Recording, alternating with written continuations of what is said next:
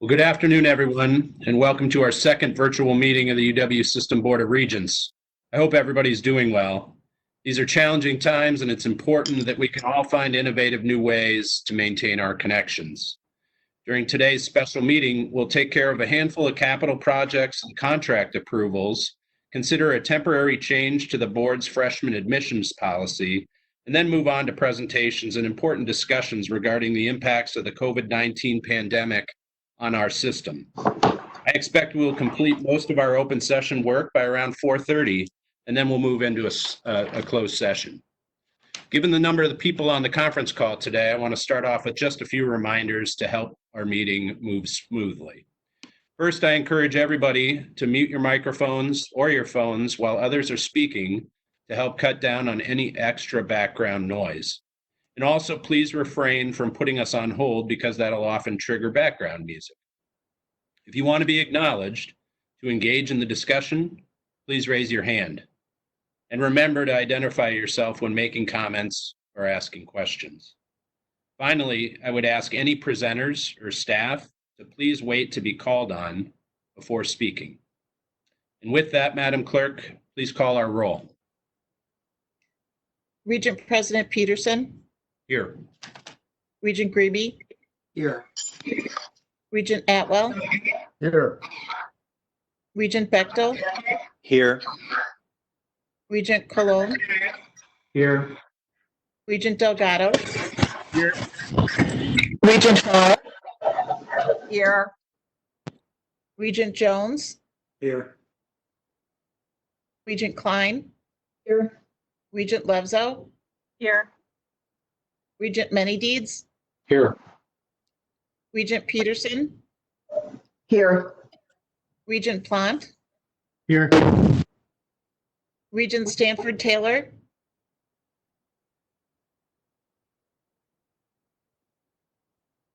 Regent Stanford Taylor, could you text me if you're present on the call? Thank you. Regent Tiedemann. Here. Regent Walsh. Here. Regent Woodmansee. Here. We have a quorum. Thank you, Madam Clerk. Here. Thank you. Regent Stanford Taylor. Before we get to the business at hand, I'd like to take this opportunity to extend early congratulations to the soon-to-be graduating class of 2020. And that includes our colleague, Regent Tori Tiedemann, who will earn his degree from UW-Madison. Congratulations, Tori. Thank you. In the next few weeks, UW System universities will award about 20,000 degrees at all levels. That will bring us to a total of 36,000 degrees awarded over the course of the year. The UW system has graduated over 36,000 for the last 7 years. These graduates are the workers, the leaders, and the innovators that will define Wisconsin's economy and culture moving forward. And the education they received at one of our institutions will absolutely give them the tools to do so. On behalf of the entire board, I congratulate our graduates and wish them great success. As the governor is still reviewing potential new members to the board, we're pleased to have with us today Regents Jason Plant and Tori Tiedemann for one more meeting. An unexpected extra meeting has provided us with one more opportunity to work together. I noted before, it's been an absolute privilege to work with each of you. So thank you for being here today. President Cross, I believe at this time you also have an introduction for us this afternoon. I'll turn it over to you. Thank you, Regent President Peterson. Good afternoon, everyone. I would like to add my congratulations to our new graduates as well. I have attended a good number of commencements over the years as either a parent or in an official capacity. I can tell you it's always exciting. This year's graduating class will mark the day not in a traditional way, unfortunately, but it is nonetheless a celebration and something our students, their families, and friends should all be proud of. I know we are. So congratulations to the class of 2020. I would also like to commend the many faculty and staff members who really went the extra mile in very difficult circumstances to make sure that these students were able to cross the finish line as planned. Bravo, and thanks to each of you. Now it is my pleasure to welcome one of our colleagues who is taking on a new role, Dr. Michael Alexander, the new Chancellor of the University of Wisconsin-Green Bay. Chancellor Alexander, formerly the Provost and Vice Chancellor for Academic Affairs in Green Bay, officially stepped to the helm on May 1st. Chancellor Alexander previously was Professor and Director of the School of Music at the University of Northern Colorado in Greeley, Colorado. Professor of Music at Kennesaw State University in Kennesaw, Georgia, and Music Director of the Georgia Symphony Orchestra. He holds a Master's of Music in Instrumental Conducting from UW-Milwaukee and a doctorate in Musical Arts and in orchestral conducting from UW-Madison. He earned his undergraduate degree from the University of Georgia. In 2004, he was interim conductor of the Green Bay Youth Symphony. Chancellor Alexander, Michael, we look forward to working with you in this new role, and would you like to say a few words?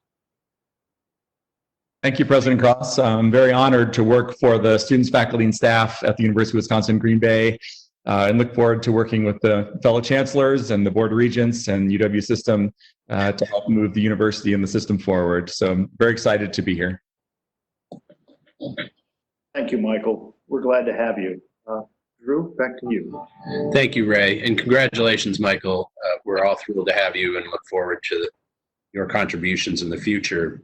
At this time, I'm going to turn it over to Regent Vice President Michael Grebe, Chair of the UW System Presidential Search Committee, to provide us an update on our search process. Regent Grebe? Thank you, President Peterson, and good afternoon, everyone. I'm pleased to report that our search for a successor to President Cross is moving forward. For the past several weeks, we've taken the position that we will continue to move forward as planned, subject to changing circumstances that are beyond our control. We've done that. While the COVID-19 pandemic has caused us to adjust our process, it has not impeded our progress. That is largely due to the diligence and dedication of our search committee, and I'd like to publicly thank them for that again today. We completed virtual interviews with semifinalists last month, and we look forward to proceeding with finalist interviews following reference checks in the weeks ahead. While we're still finishing details, we are moving forward in a way that respects the safety and health of our candidates and of our committee. At this time, we expect to have a new president announced in the next month or so. President Peterson, that concludes my report. Thank you, Vice President Grebe. One other quick update I'd like to make today. As I mentioned at our April meeting, the search for the new chancellor at UW-Stevens Point is also well underway. The Search and Screen Committee, chaired by Regent Karen Walsh, was recently given its charge by me and President Cross and is now underway, beginning the process of identifying candidates. So thank you, Regent Walsh. Now let's move on, and before we consider any actions taken on today's agenda, I'd be interested to know if there are board members who wish to declare any conflicts of interest regarding the open session agenda. Regent Jones.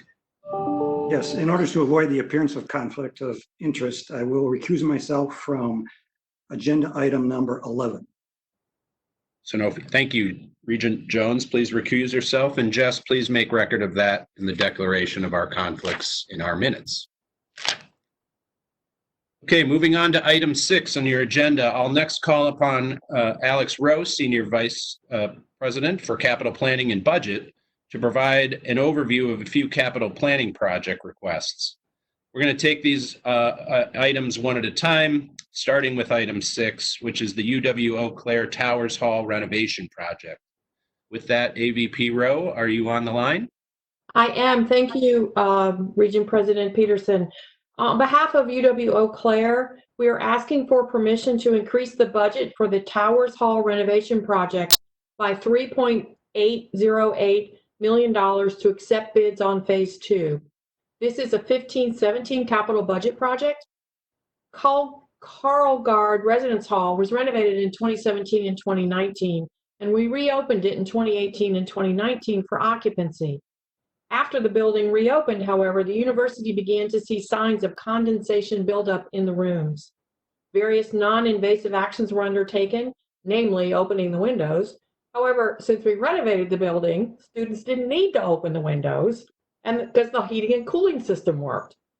After retaining the assistance of a building envelope specialist, it was determined that a mechanical solution would be required to ensure condensation did not continue to build up and lead to an unhealthy environment. DOA worked closely with UW Eau Claire's housing and facilities staff to develop a solution that will be implemented to fix this problem. We are utilizing remaining funds in the original project and residual funds in the new residence hall project, so that actually this increase is only overall for housing about a $2.5 million increase at their institution. They have confirmed that they can afford the additional borrowing, and that's the project, sir. Thank you, Alex. Regents, may I first have a motion to approve Resolution 6? So moved. Second. Thank you, Regent Atwell. Second, I believe, Regent Delgado. Any discussion of Regents related to this Eau Claire matter? I just have a question. Yes, Regent Cohen, thank you. Yeah, just a question regarding, do we have an objective needs assessment process and how we prioritize projects all across the system? Yeah, that's a great question. Alex, you want to take that? I think that's been first and foremost what you've been doing almost every day.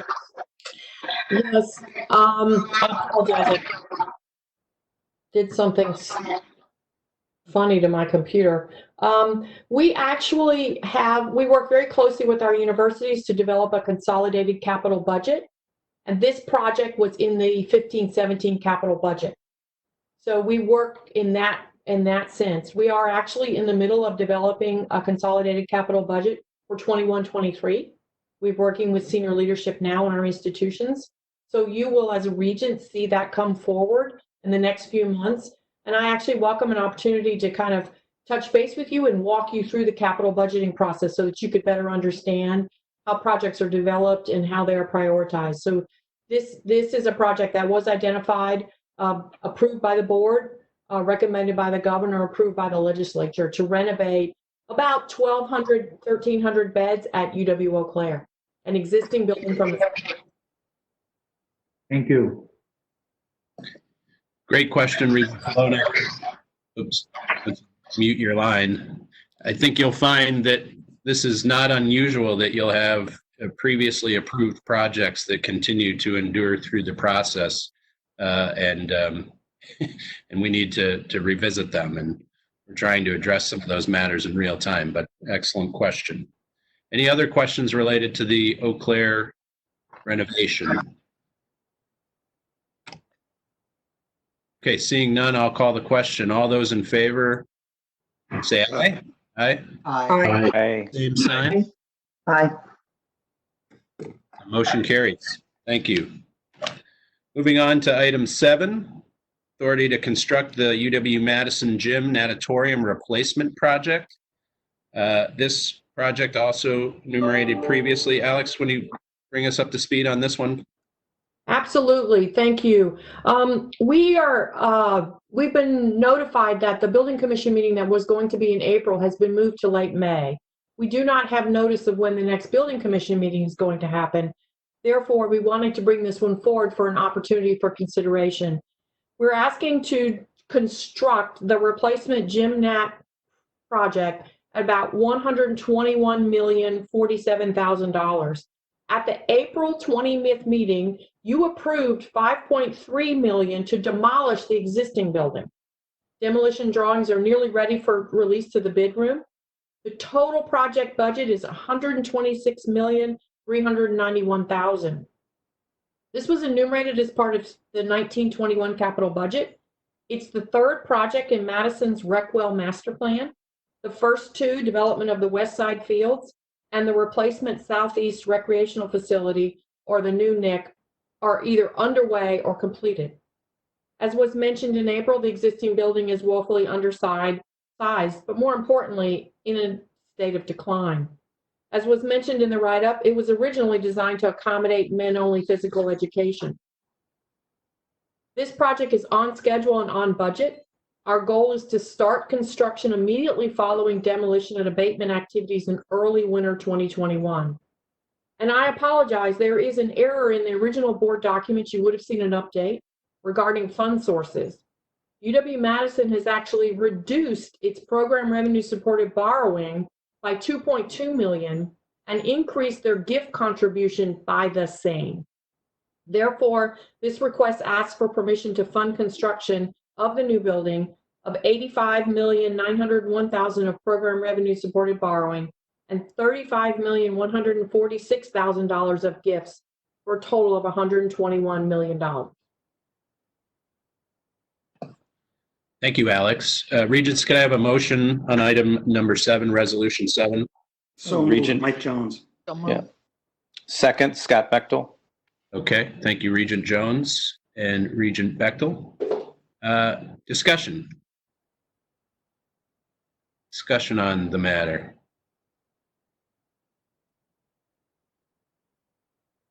I think many are familiar with the Auditorium, and this is long overdue.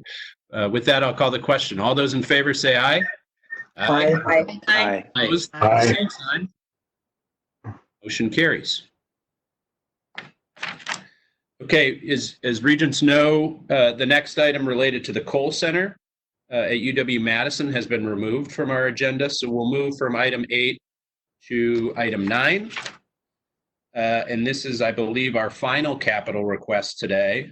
It seeks authority to increase the budget of the heating plant boilers fuel retrofit project at University of Wisconsin Whitewater. Alex, a final overview on this utility project? Yes, sir. Thank you. We are asking for the authority to increase the budget of the heating plant boiler fuel retrofit project by $2.6 million of general fund supported borrowing so that we can accept the bids. The Department of Administration released this project for bids, received it on April 9th, and unfortunately it's about 2.6 over. As was mentioned in October, when we asked you to originally approve authority to construct, we are undertaking a re-energizing of their heating plant due to the fact that really inexpensive steam that we had available to the university is being discontinued. That contract is being canceled.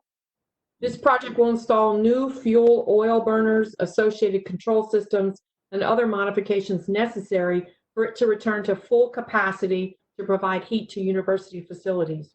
In order to finish this project, we need to accept the bids.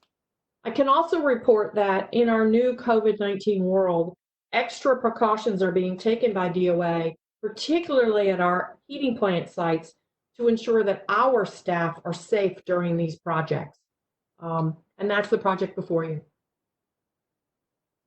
Okay, Regents, can I have a motion to approve resolution 9 for UW Whitewater? So moved, Regent Walsh. Okay, I'll take a motion to move it from Regent Tiedemann and a second from Regent Walsh. Does that sound reasonable? Sounds good. Yep. Okay. Anybody have questions related to the utility project at Whitewater? Okay, seeing none. All those in favor say aye. Aye. Same sign. Alex, thank you very much. Thank you all very much. We appreciate it. We'll move on from capital projects to contracts, and I'll now call upon Lauren Heller, Vice Chancellor for Finance and Administration at UW-Madison, to provide an overview of 3 UW-Madison contracts submitted for our consideration this month. We'll take them one at a time, beginning with item 10, the UW-Madison contractual agreement with Genentech. Vice Chancellor Heller, do we have you?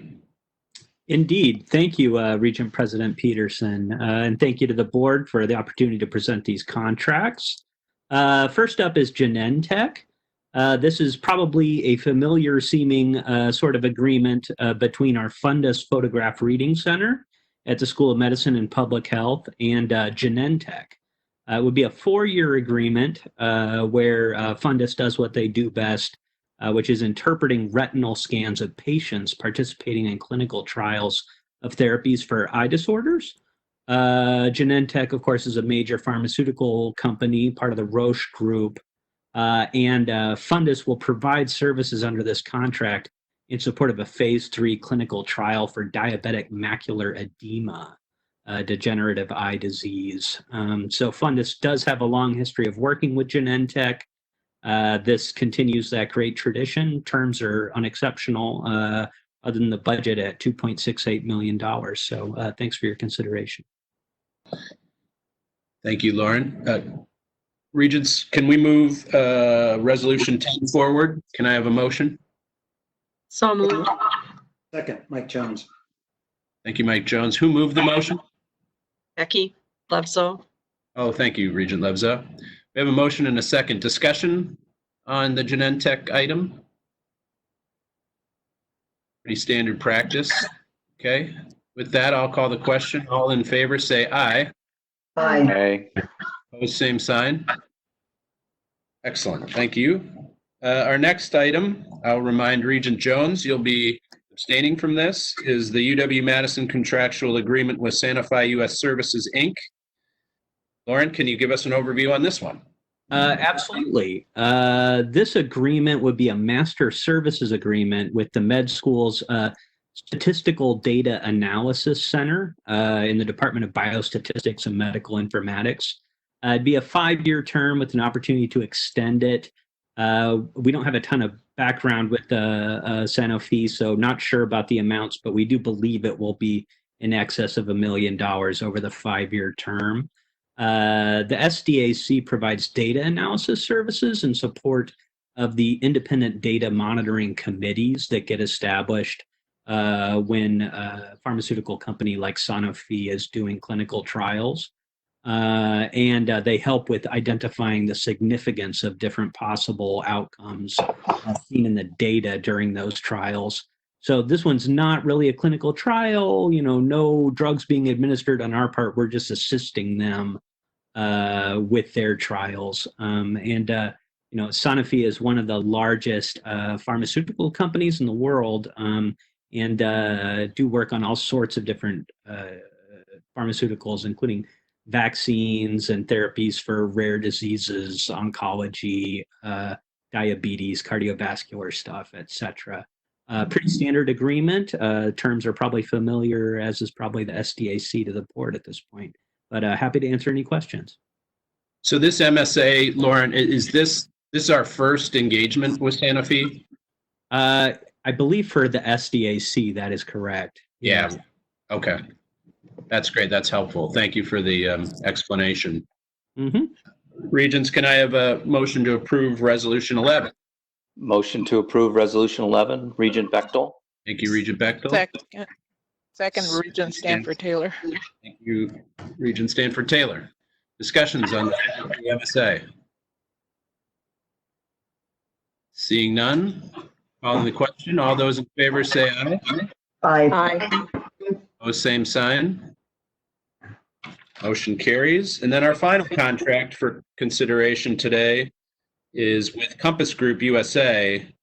Vice Chancellor Heller, the floor remains yours. Excellent. Thank you again.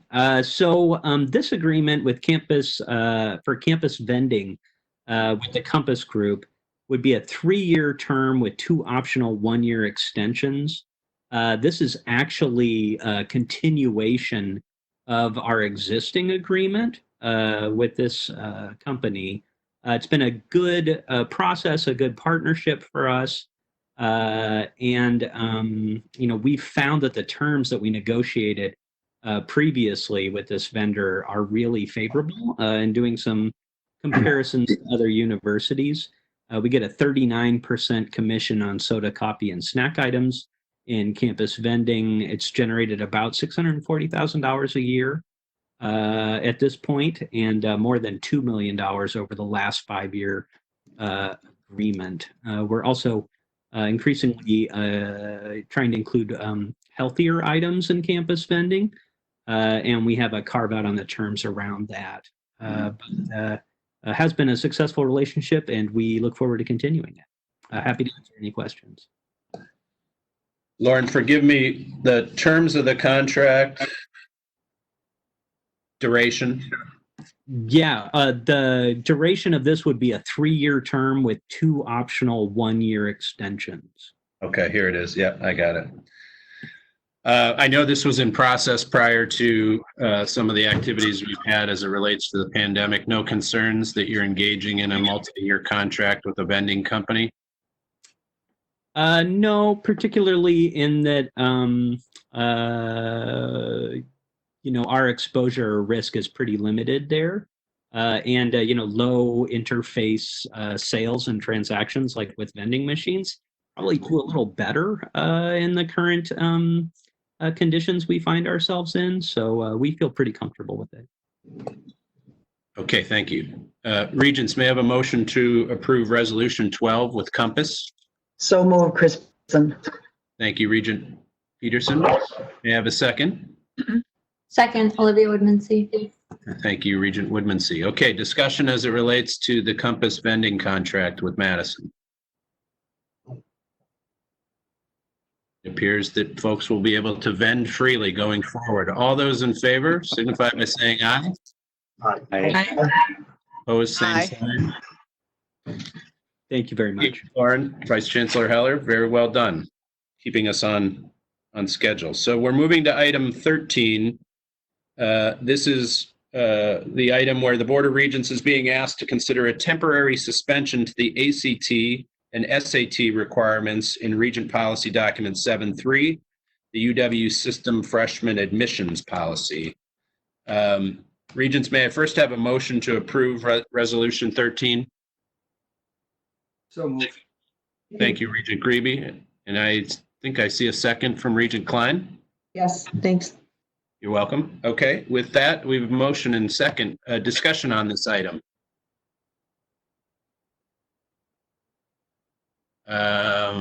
Bear with me. Regent Stanford Taylor.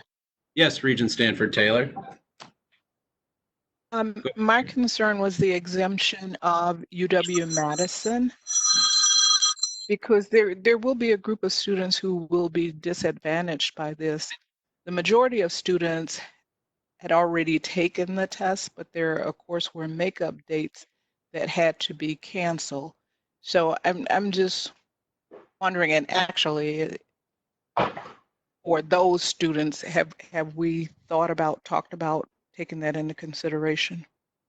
Yeah, so as I understand it, the ACT, SAT is a voluntary option for enrollees at all of our campuses aside from Madison. I think it's been Madison's determination that as the flagship, they look at ACT and SAT scores as part of their holistic admissions scheme.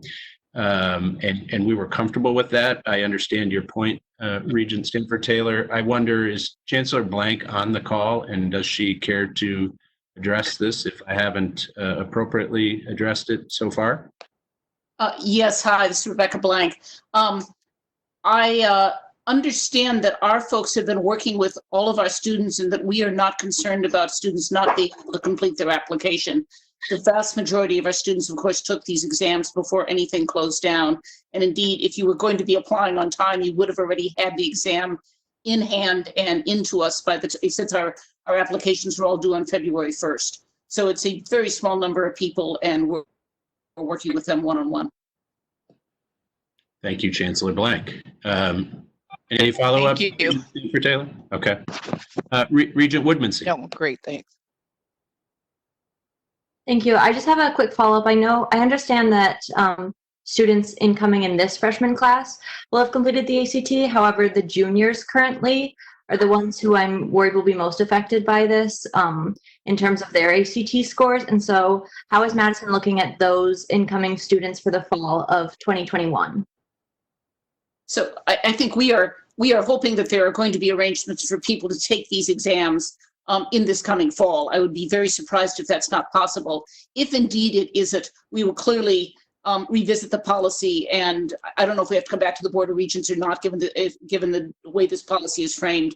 But we're not going to try to disadvantage our applicants for next year. But I know that ACT and SAT are both working on ways to administer these exams in a slightly different format.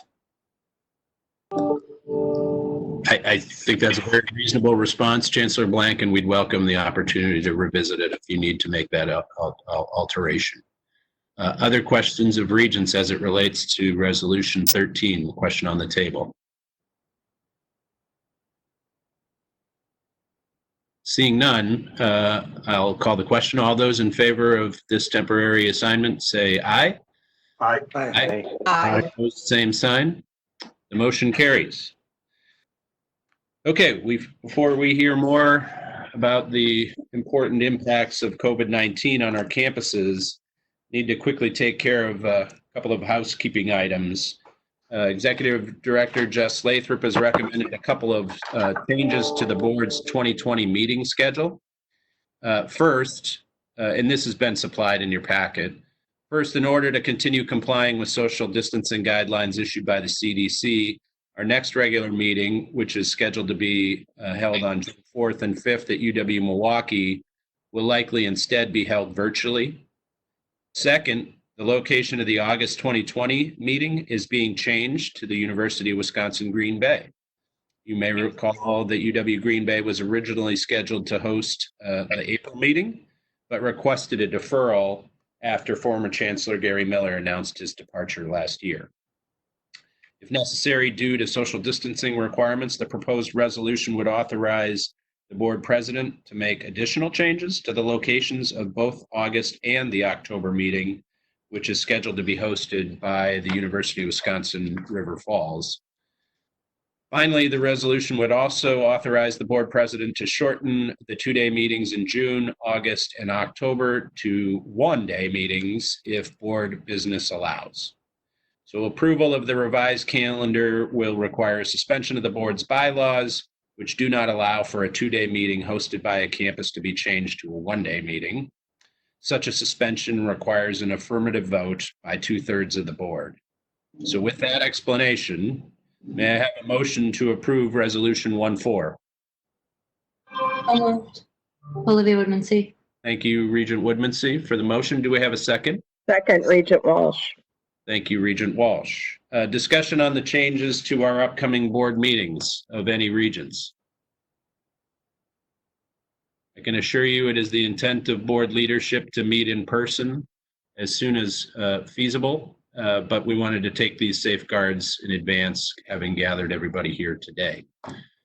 Seeing no other questions or comments, I'll call the question. Ed, do you have a question? No? Okay. No. All those in favor, say aye. Aye. Opposed, same sign. Aye. Thank you, everyone. The COVID-19 pandemic continues to dominate much of what we do.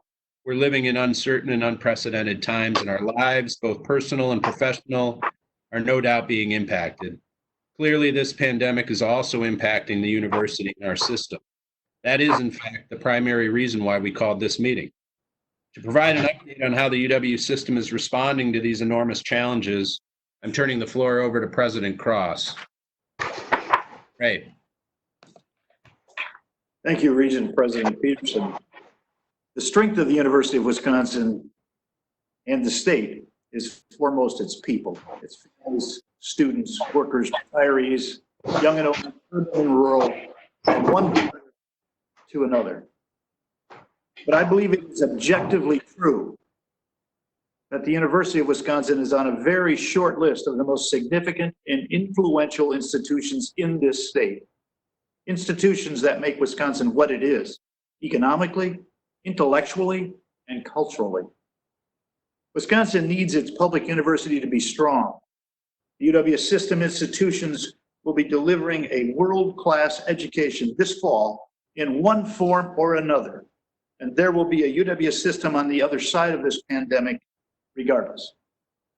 But what it looks like, for better or worse, will be shaped in part by the actions and decisions of federal and state policymakers, our chancellors, and of course the NICS system president.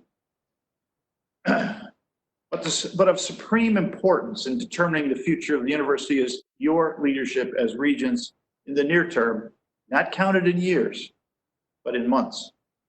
When we look back on the COVID-19 pandemic, it will prove to have been the cause or catalyst for events of great magnitude. In higher education, the economic devastation it has wrought will almost certainly be the demise of any number of colleges and universities unable to weather this storm. We've already seen one in Wisconsin. I do not believe we have institutions at imminent risk for that fate, but their ability to recover, to stabilize, and to strengthen depends on some significant actions that I see as critical to the future of this system. These are not new issues to you, and in some cases, these are initiatives that already are in various forms of development. But our current fiscal crisis demands that we move in these directions more rapidly, more boldly. There is a great deal at risk and little time to spare. I've asked Sean Nelson, Vice President for Finance, to provide an overview of our financial state as we understand it now and looking ahead. After that, 4 of our chancellors will briefly share their firsthand experience of how this pandemic is impacting their specific campuses. We know every campus has unique conditions and challenges, but they have much in common as well. We intend this to provide greater understanding and insight to this board of what is happening around our system. With that as a foundation, I will urge us all to consider what the system will look like beyond this COVID-19 pandemic. We face some very critical and difficult choices, and while we cannot act in haste, we also must not delay. Vice President Nelson, will you get us started? Sean? Sure. Thank you, President Cross, and good afternoon, Regents. I'm going to share a PowerPoint presentation here. Let's see if you can see that all. Can you see that? Excellent. Great. Before diving in, I just wanted to give you a brief look at some of the engagement across the UW system in response to COVID-19. We'll just highlight a couple of areas here. President Cross has been leading the senior leadership teams at both the campuses and internally, been meeting 3 to 5 days a week. We have Jeff Barant as our representative for system and the campuses with the State Emergency Operations Center. That has proved to be very helpful in coordinating our communication and response with other state entities. Then we'll highlight, Chris Andrews has been working hard on the federal outreach and response side, and that has proved to be fruitful in terms of federal funding. We'll talk about that a little bit more later. And then I think finally, every UW institution has stood up an emergency operations center. We have them across all 13 UW institutions. For example, I was speaking with Milwaukee last night. They have 60 folks engaged on the effort in their campus to do some scenario planning for the fall. In terms of key decisions to date, UW system did stand up the Emergency Operations Center towards the end of January, on January 22nd. As we moved into March, of course, we had the transition to alternative delivery of instruction and moving to the remote workforce. We had system-wide decisions on issuing prorated refunds for housing and dining, as well as a decision on no in-person commencement. And then towards the end of that month, we had the Federal CARES Act funding. We'll dive into more of those allocations in a little bit. Moving into April, the Board of Regents, of course, approved the interim policy delegation. We have some furlough guidelines for the UW institutions. And then finally, we just received word last week about a state cut of 5% in the current year budget in FY20, and we'll talk about that more in a moment. So let's start with the financial impact and what it's meant on the housing and dining side. As we noted, we made a decision to issue prorated refunds for all housing and dining for the entirety of the UW system for the spring semester. The net amount of refunds that is taken into account some staff savings and contract renegotiation was about $62.3 million. And those refunds are to be issued by the close of the semester.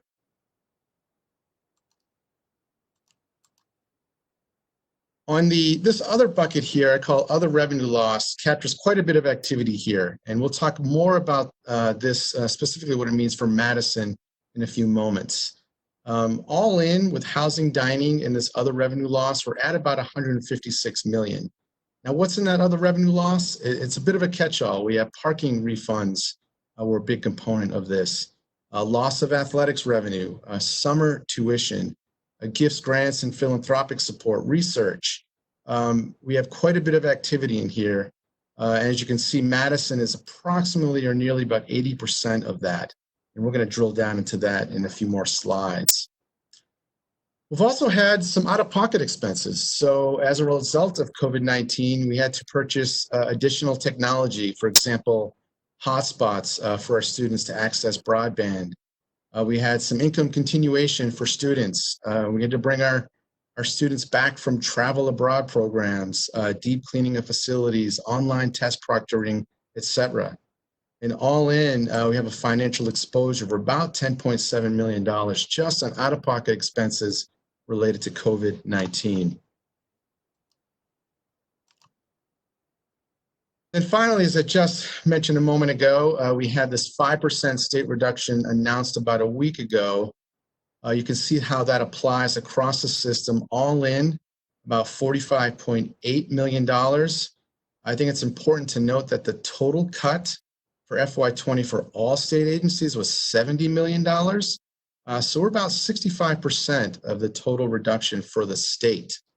And just another fact is that the UW system, according to the legislative, according to LFB, is about 15%, 15% of total state operations. So when you total it all up, we're at about $212.3 million in revenue loss and additional expenses for the UW system through the summer semester. $212.3 million. So I want to drill down a little bit and take a closer look at the revenue loss, where it has occurred. This is for all institutions excluding UW-Madison. So all in, excluding UW-Madison, we're at about $95.7 million. And it's for those categories I outlined previously. The housing and dining refunds, the state reduction is a big component of it at 29%. And I don't know if you can see, it's not showing up on my slide here, but the darker shade is the parking revenue. Then finally, that lighter blue shade, some of that other category for the summer tuition, camps, clinics, conferences, athletics, and so forth. It is a very different picture for UW-Madison, and I think this slide illustrates this. Clearly, one of Madison's strengths is the diversity of their revenue streams. However, in this current crisis, no revenue source has been spared. And you can see how that they have been impacted across the board. The estimated loss for UW-Madison through summer of 2020 is about $118 million. You can see a large component of that is research. Research is the number one and the largest revenue source for Madison, about $1.2 billion annually. This would represent about a 2.5% reduction in the total. No surprise, endowments, gifts, philanthropic support is down. Some of that, of course, is based on market performance. And then you see some of the other categories, for example, athletics, a 9% reduction, some of that related to the loss of Big Ten tournament revenue or NCAA tournament revenue. Other auxiliaries, so the Memorial Union, the Terrace, there's a lot of activity happening across the Madison campus that has been impacted on a much larger scale than it has the rest of the UW institution. And that is why I highlighted here. We have had some support. So the federal CARES funding has been a big component of that.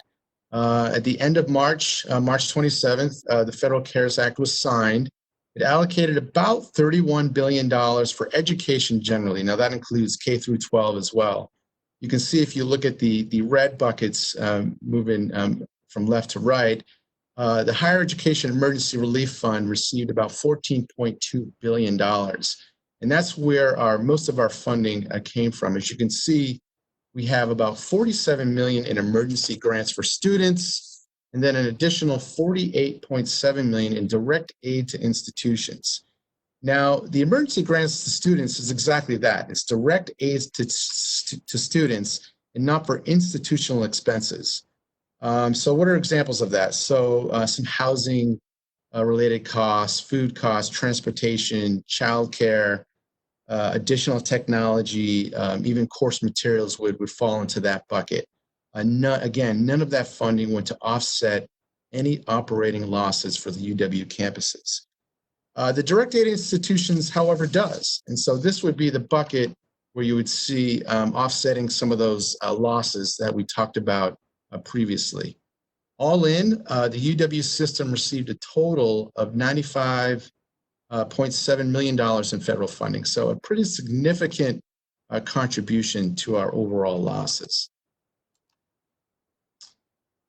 So when you take it in context here, when you look at our total revenue loss and additional expenses, you offset that with the federal CARES funding that I spoke about that could target those losses. You have a net financial exposure before expense reductions and cost savings of about $163.6 million. Again, this is before applying any expense reductions and cost savings, which we're going to get into in a moment. So on the cost savings side, we're expecting, we have an estimate currently of about $65 million. I will say about 3/4 of that or 2/3 of that is at Madison. They're expecting to reduce costs by about $42 million. And it's in these categories. So the hiring controls, the furloughs, the layoffs, and other salary savings are a large component of that. Obviously, our travel side has been greatly diminished. I think overall, we'll likely realize about 20 to 25 million in reduced travel costs from the balance of this fiscal year through the summer. Another obvious one, of course, would be utilities, fewer facility costs moving forward. And finally, many campuses have instituted spending freezes. We've renegotiated some contracts, for example, on the dining side. And then we have some reduced costs for summer programs, special events, et cetera. And then we'll also mention that DOA has been active on refinancing our debt, right? So here's now, given the crisis, is a pretty good opportunity to go back out to the markets and try and refinance our current debt.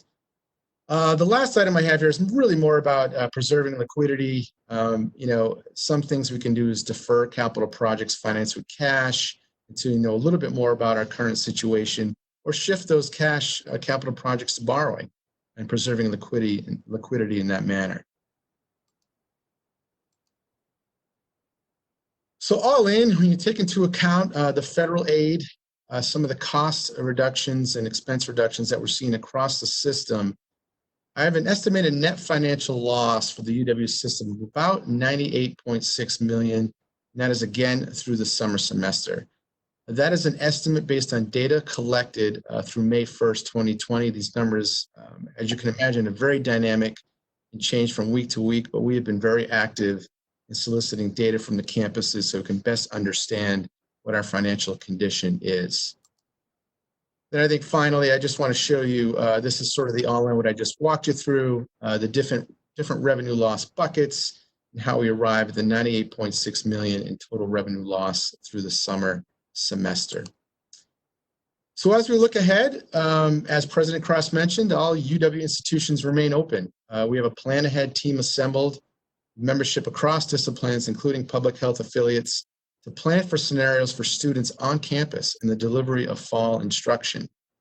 We are working very closely with institutions, being vigilant and proactive in monitoring our cash flow and our available reserves. A big one here, we're awaiting information from the states on the FY21 revenue outlook. Obviously, revenues have cratered across the state in every class, and we're looking what that may mean for the UW institution moving forward. We are still on task here. We're gonna bring forth the FY21 annual budget to the Board of Regents at the next meeting in about 4 weeks. At that time, we'll also bring forth any additional information that we've learned regarding FY20 and our financial condition. So I think with that, I think that closes the presentation. Thank you, Sean. Vice President Nelson, if you wouldn't mind, there you go. Then I can see our austere group. Questions for Vice President Nelson? That was a very thorough assessment of what we know to date by way of our financials. Waiting for people to come back, Sean.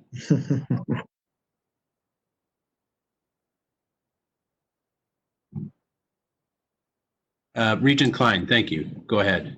Thank you, Regent President Peterson. I guess, is it 65 million is the net through summer? Is that the? Yeah, we're estimating our cost savings and expense reductions to yield about 65 million through summer, right? Through summer 2020, through the summer semester. And again, 42 million of that is at the Madison campus.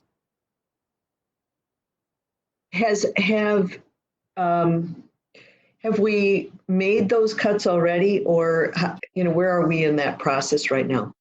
So it's a bit of a mix, right? Many campuses have announced furloughs, and I believe some of those have been implemented, but a lot of this is just an estimate on those savings through the summer.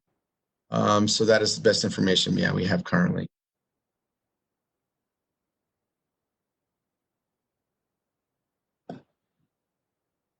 Other questions of Regents?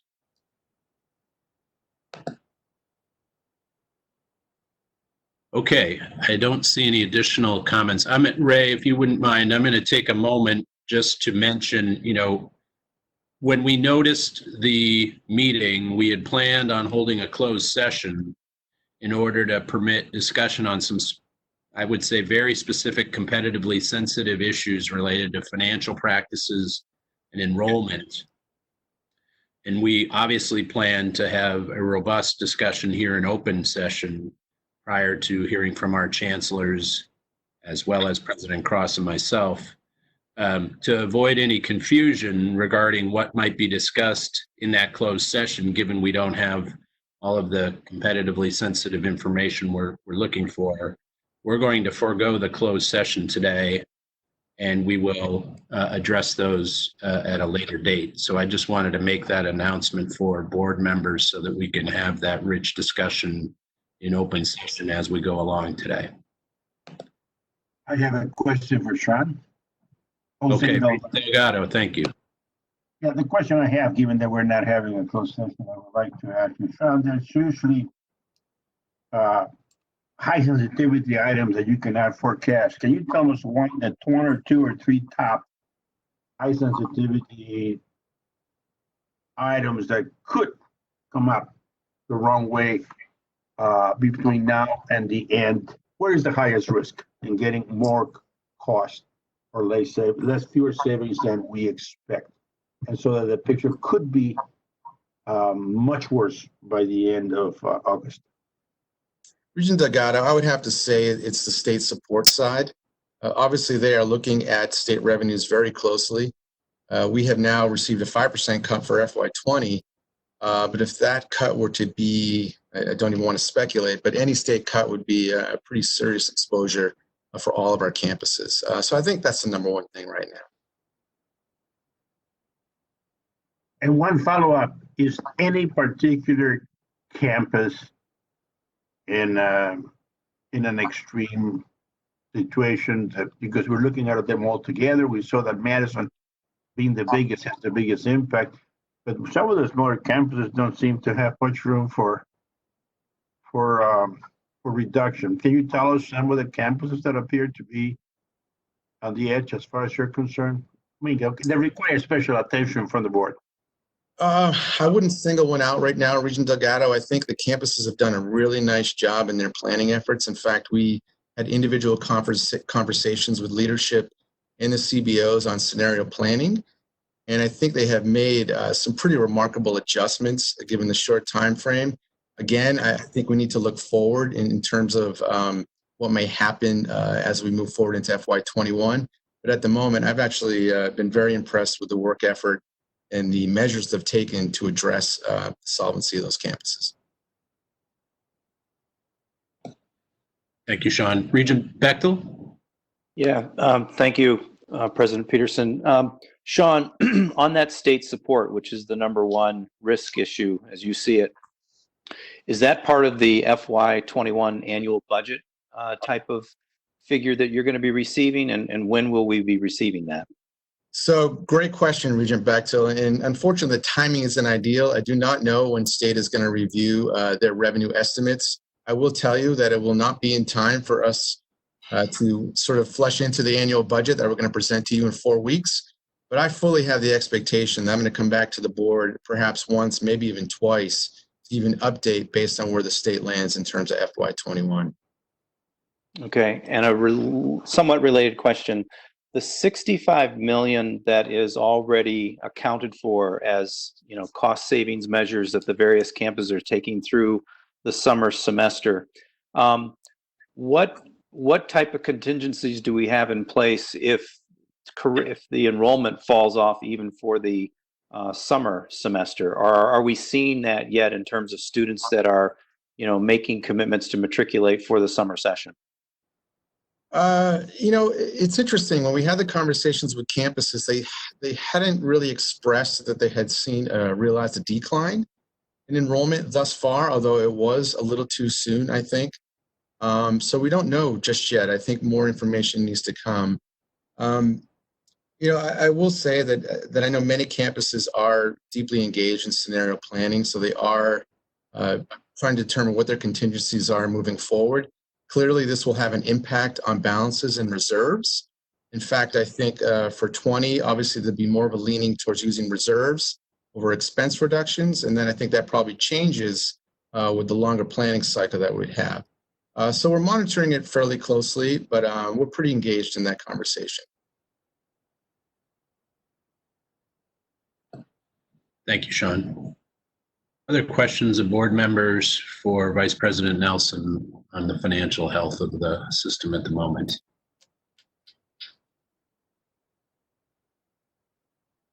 Okay, I'm not seeing any additional questions. Ray, I'll turn it back to you to handle the next portion of the meeting. I think Regent Tiedemann had a question, President Drew. Oh, sorry. Yeah. Thank you. Sean, I don't know how applicable it is, but could you speak at all to how we're seeing any impacts in the SWIB balances? It's bleak. Yeah. We had a rough quarter, right? There's been some rebound. We're tracking that closely. Obviously, when we highlighted Madison's exposure there, it hasn't been a good quarter. But that's how it goes, right? We're in for the long haul on our trust fund portfolio. We're just going to have to ride it out a little bit. But yes, clearly an impact there as well. Okay, thank you. Thank you, Tori. Okay, just a couple of comments. One of the things that I find interesting as part of that savings is savings on travel. Sean, I believe that you believe that's going to be around $20 million across the system, just travel savings. Right. Was that through the summer, Sean, or was that? That's through the summer, President Cross. Yep. That's an amazing portion of that. That's pretty sizable. The other thing I wanted to mention to Jose, Regent Delgado's point, I think the campuses that were already dealing with some serious financial challenges, they have acted quickly. And I think that's what Sean and I are saying is no one is in imminent danger. We're not saying that. But it could get worse if action wasn't taken quickly, and they did. And I think that should give you an indication of which campuses felt like they had to move quickly because of the situation they're in. Having said that, we have four chancellors that have asked to speak on this. All of this would have been an open session, and we'll just expand on it anyway. So I'll ask Chancellor Blank to talk about the specific impact on her campus, and you got about 5 minutes, so take your time, Becky. We aren't constrained by having to move into closed session. Okay.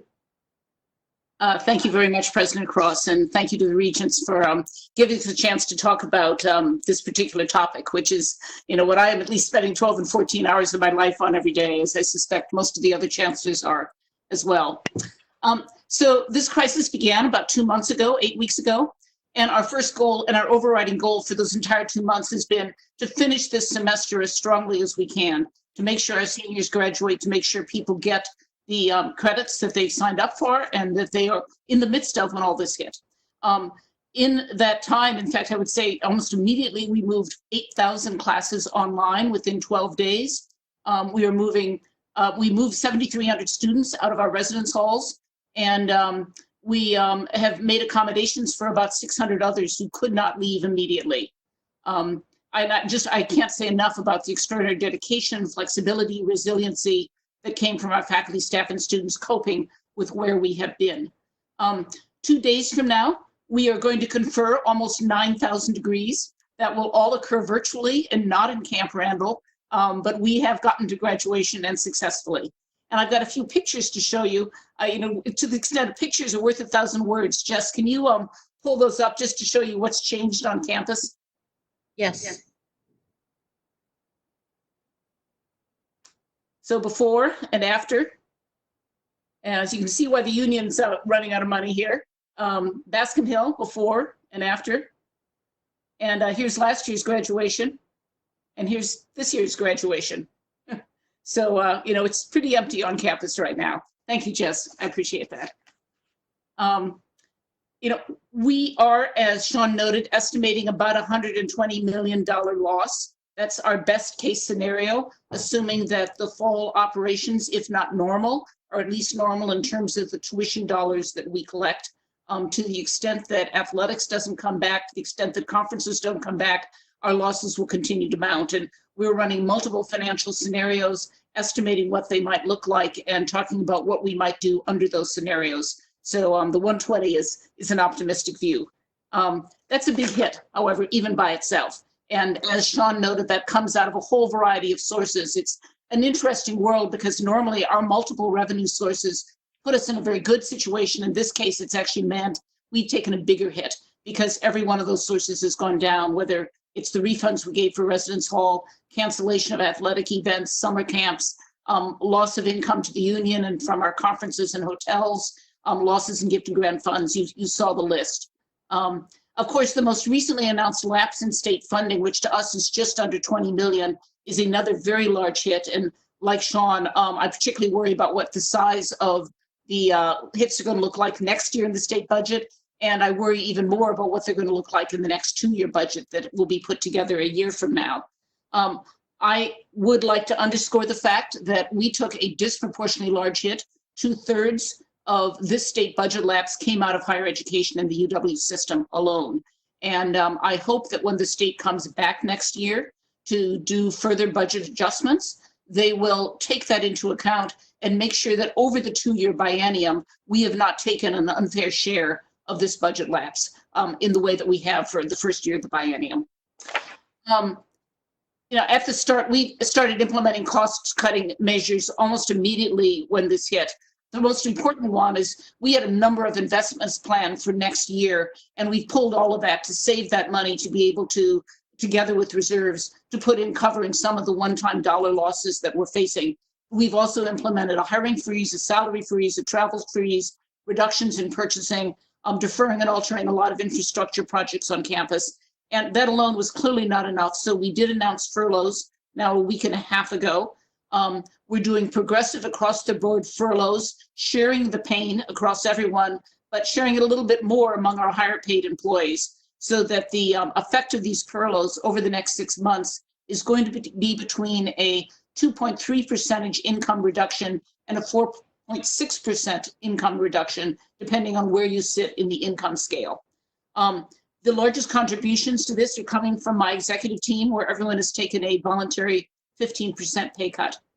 For the units with large operations, but much reduced work, like athletics or housing or facilities, we are in the midst of getting approval for what is a work share program through DWB here in the state. That keeps everyone on the payroll part-time. It shares the work part-time among everyone, and then furloughs them part-time and allows them to take unemployment benefits for those lost hours. That's highly important so that they can make up their income losses. And then there are going to be some areas that are not eligible for work, for the work share program, where we have a few people here and a few people there who aren't working full-time, and there we will do targeted furloughs, either part-time or full-time.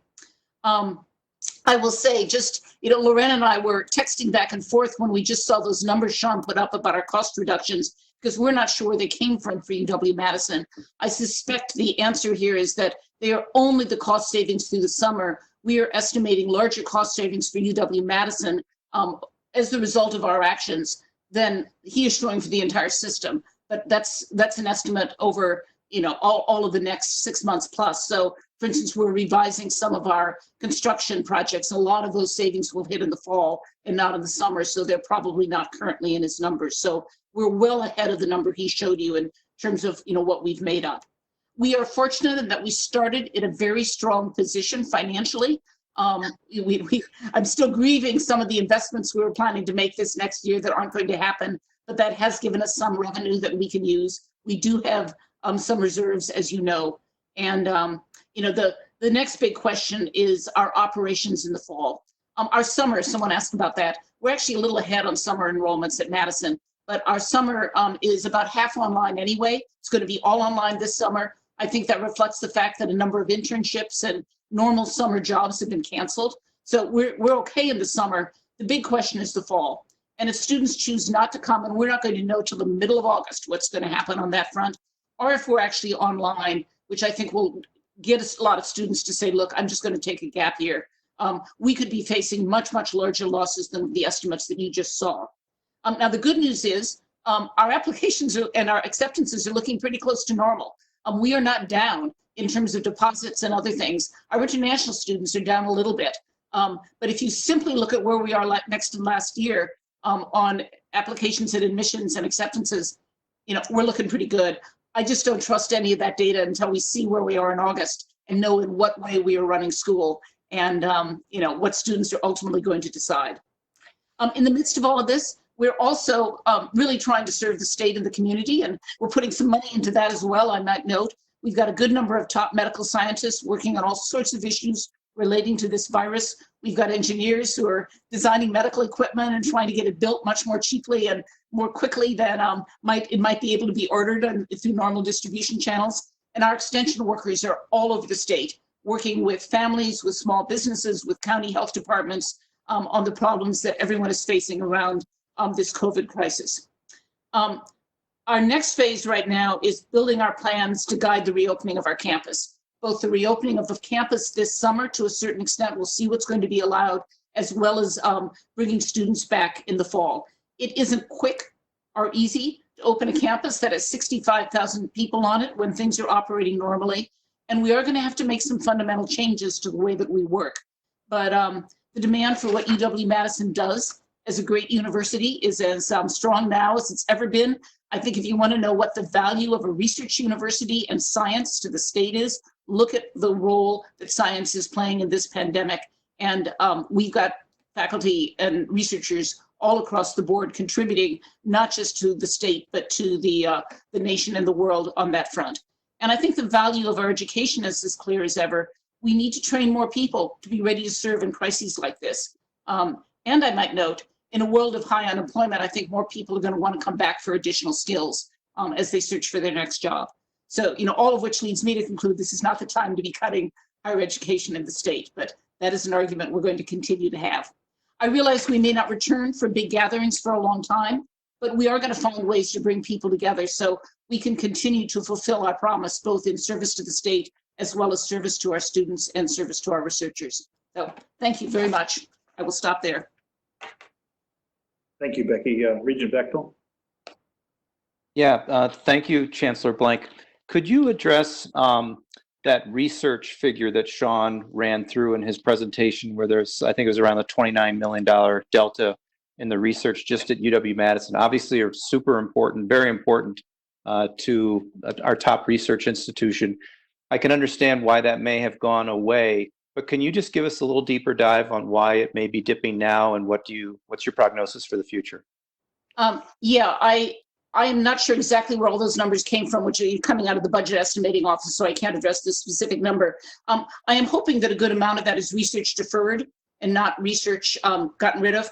We basically closed down all our laboratories, except for those that are doing essential work. So there is huge numbers of dollars that are not being spent, and in many cases, dollars that are not being claimed from the federal government right now because we simply aren't doing the work.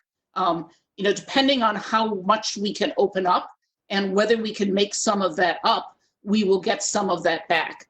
But the other thing that's happening is there's a diversion of federal dollars into a whole bunch of special projects we currently have more than, I think we have more than 50 applications in for various federal projects related to COVID. That hopefully we're going to get some additional research dollars as a result of that. But that is all in the very uncertain future, and we're currently counting our costs through the summer. Lauren, I think you had a comment on that, Lauren. Oh, thank you, President Cross and Chancellor Blank. Yeah, I was just going to say, obviously these are projections, but I think the Chancellor hit the nail on the head there. The way billing works on federal grants, we claim for expenses we incur, and you can't get the revenue until those expenses are incurred. To the extent that the crisis has delayed our expenditures on things like events, travel, equipment purchases, things that can't easily be done when we're there in person. That delays the revenue, isn't necessarily a loss. We also would anticipate additional losses, particularly in private research, although those haven't materialized yet. The board kindly approved a couple contracts today that show we're still moving forward, but obviously as the economy is grinding to a halt, the private sector's ability to keep funding research is in question. Regent Walsh. Yes.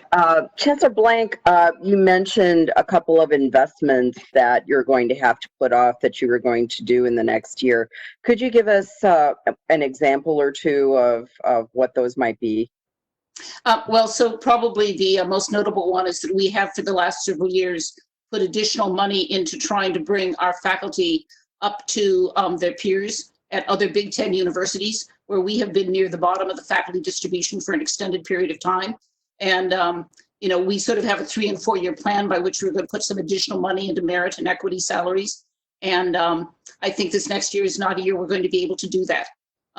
There are a couple of specific projects that we were interested in putting some additional funding into. All of the schools and colleges were in the midst of coming with their budget requests for the next year. And there were some wonderful ideas that built on research excellence, expanded some of the educational programs, worked on some of the diversity fronts, and we're just going to have to defer some of that. Thank you for that. I think it's important to recognize the lost opportunities as well as the desperate scramble. So thank you. As I say, I'm still grieving some of those losses. Regent Klein. Yes, thank you, Chancellor Blank, for this in-depth presentation, I guess in 5 minutes.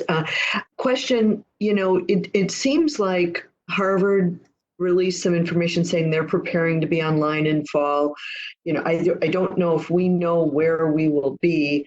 Can you discuss the preparations either to be in person or online in fall and how you see that unfolding?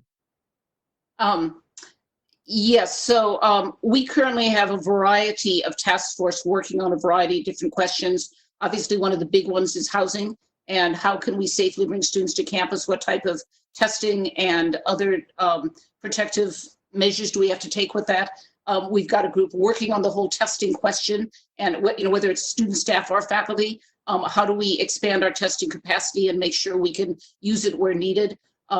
We've got a group that is working, I think we believe that even if everyone's back on campus, it's going to be hard for us to meet in classes of 250 to 300 students. So we've got a group that is working with the departments and the faculty that teach those classes to convert at least the large lectures. And obviously some of that happened this spring at as highest level of quality possible, some of the larger lecture sections with the hope that we can meet in the smaller discussion sessions in person. We've got a group that is looking at some of the questions about workflow and how do we have to space offices and what are the right protocols to have in public spaces for students and staff. It's all of those sorts of questions that we have to have answers to if we're going to open fully. And I have every hope we will open fully. I say it will not be a normal semester. Classes will be a little different. Activities will be a little different. But I would really hope we can have many students here in Madison. Regent Klein, if I can follow up on that, across the system, what we're attempting to do is work within 5 criteria. First criteria is testing, being able to test appropriately. That includes faculty, staff, and students, and that is a monumental task. And We have been working with a variety of folks from the medical college, from exact sciences, from across the nation to identify the best way and the most economical way to provide ubiquitous testing. And there are a number of advances both in this type of testing and the expense of that are really encouraging. Then we're going to have to be able to trace students or track them, and including faculty and staff. So in the process, we think we have teams working on that. We think we can do that. It will require the cooperation of students, but we think we can do that. Thirdly, we are working on isolation capability. Should a student or a faculty member or a staff member be diagnosed as positive, can we isolate them in facilities appropriately and provide health care as well as food and other services they might need while there? Isolation also includes the need to quarantine those that have been exposed but may not be showing positive signs. Fourth, we hope to be able to separate, and separate, as Becky referred to, is much more complicated than simply social distancing. We're going to have to identify public spaces all over the campus where the number of people meet and can meet at this point might, as Becky indicated, might provide space for 300. In reality, that's not going to work with social distancing. So there's all kinds of work that has to be done on each campus, and they will be different. And then finally, we have to be able to provide the protective gear and different types of protective. We have to protect our faculty and staff. We have to do that. And we have to do it in such a way that they feel comfortable and safe, as well as our students. And that now we're making progress on all of those. And the difficult part is we will be back in session in the fall. What it looks like and how we deliver that, it will be a combination. It won't be normal. It'll be different. But to the extent possible, we're going to do everything we can to do that. And every campus is working to some extent within those 5 categories and the scenarios that they are developing within that. Our goal is to coordinate that and share that through the Plan Ahead group, which is a clearinghouse so that everybody understands what everybody else is doing, what we can do. Obviously, we have to make some decisions much quicker than we would like, but that's what we'll have to do. I'm sorry, Tracy, go ahead. Regent Klein. No, I was going to just follow up and say, given the state of play right now, is online exclusively is probably not going to be where we're at, I assume.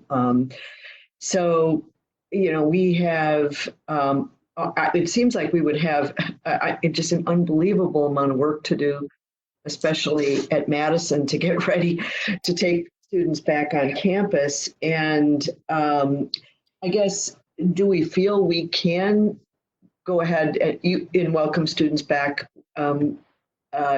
physically on campus and be ready for that moment?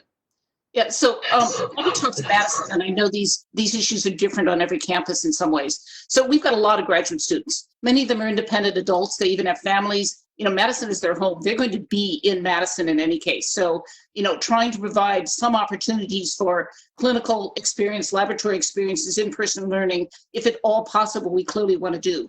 But that's also true of many of our undergraduates who have housing contracts. I've heard from, even this spring, we think between 1/3 and 50% of our juniors and seniors stayed in Madison.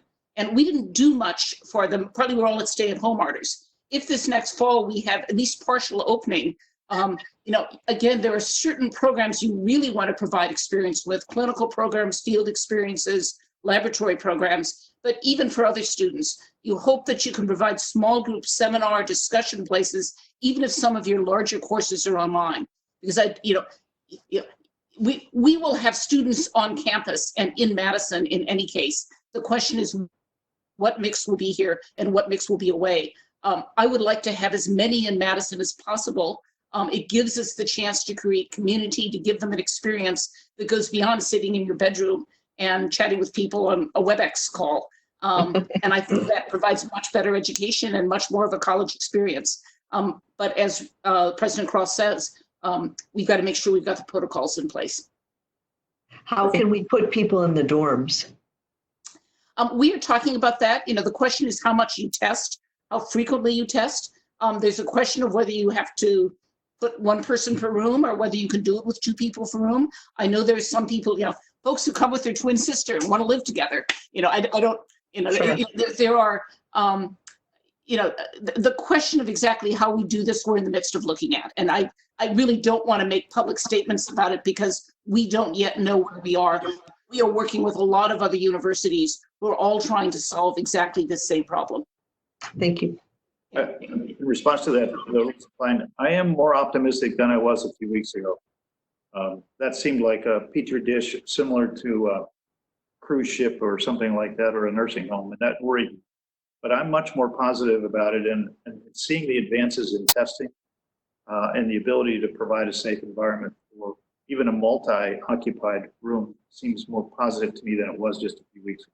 And I want to say something else as well. The assumption that if students are not here, they're going to be in their bedroom and never coming out of their house is not a safe assumption. Nobody's going to behave that way, particularly between the ages of 18 and 22 for a very extended period of time. So the question is really, what risks do they run by coming to campus relative to the risks that they run by staying at home? And what we need to do is create an environment whereby our risks are at least comparable, or I think in some cases lower than, in terms of the exposure of the rest of the family for those families and those students if they're here on campus.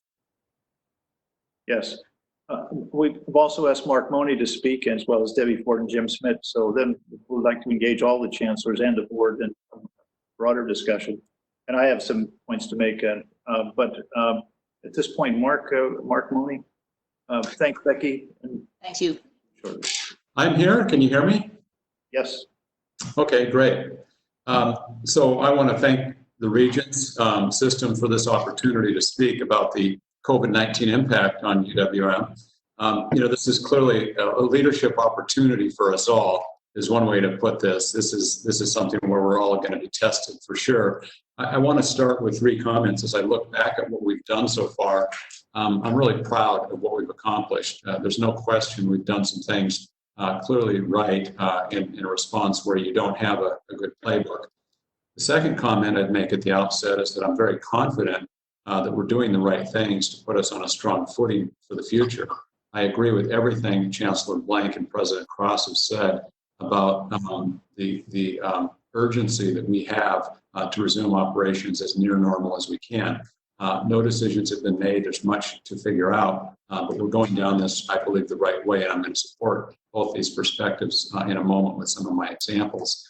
The third comment is that I'd be, I believe, naive and not completely forthright if I did not also tell you, I think sharing the views of most chancellors and presidents of higher ed across the country, we're all concerned about the future. We don't know a lot of the answers. You see what's happening in Missouri today.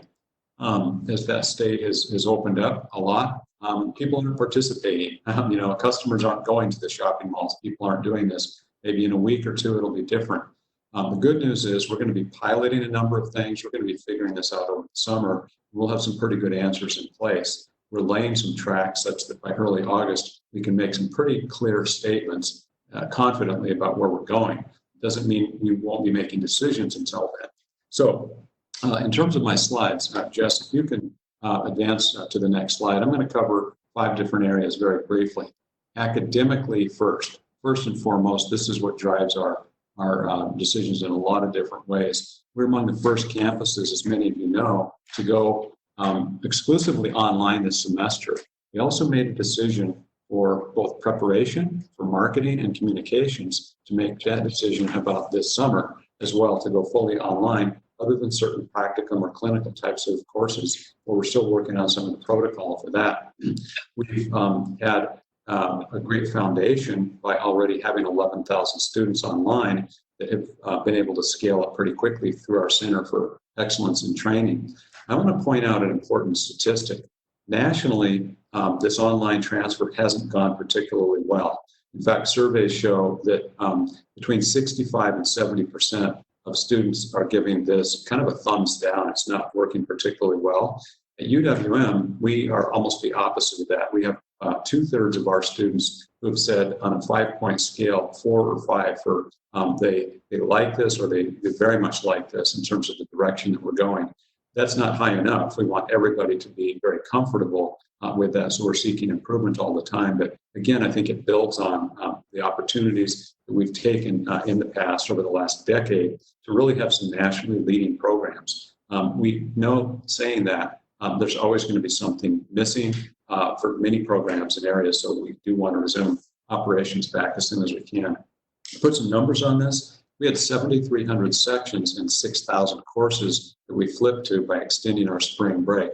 That's the kind of thing that's a pride point. Our faculty, staff, and students have just done amazing things. You know, I've had 2 town halls this week alone with students and families. Yesterday with families, previously with students. We've had faculty and staff town halls having a lot of conversations about these issues. And people are raising concerns, but we're working through those, and I think it's coming along pretty well. Continuous outreach to students, as you can imagine. I'll talk more about that. We've had interim policies, both in terms of extending faculty tenure evaluations, looking at student evaluations in different ways of instructors, but also having pass-fail options as opposed to grades because of the upheaval that everybody has experienced. Nobody saw this coming in this way, and I think we're charging through it pretty well. Obviously, recruitment is a major activity for us. As Chancellor Blank pointed out, you know, we've got reasonably good numbers. We're still in the 92 to 94% of where we were, or where we expect to be. Well, that's down a little bit. You know, is that hollow? Is that real? Even when people put deposits down, we're not going to be that confident until we get much closer to the fall semester. But that said, we're trying to take advantage of a lot of people who will more likely stay at home, people who are either going to take that gap year, or people who are just more comfortable not having exposure to some of the things that they would have in some of the other campus environments. So that's the academic issues. Jess, if you can flip the page, please. The next area I'm going to talk about is student life. And very briefly, the big bold headings there are the important ones. We've done an awful lot by creating a virtual student union, having a one-stop web page, going through a number of different activities completely online. Our writing center, supplemental instruction, the ways that we're doing career services, internships, working with employers in a lot of different ways. It's really neat to see how the accounting firms have worked with us to be able to have all the interviews that we were going to have, and have students still have continuous opportunities. Obviously, that has slowed down.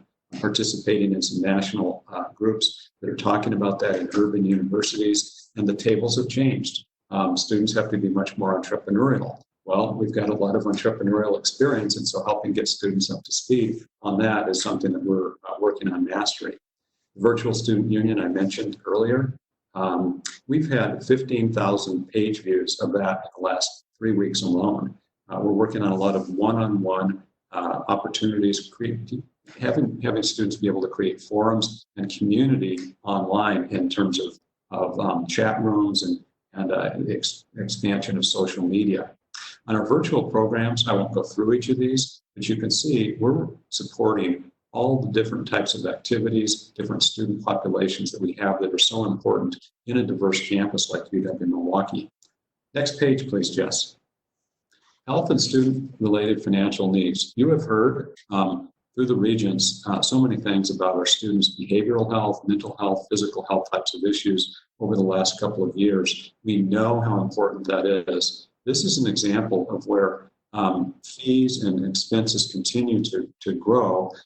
Even when you don't have students on campus, we want to continue to do everything we've been doing in a virtual way. We have follow-up calls with all our students. We're engaged in ways that we really have learned as one of those silver linings, things to really stay connected.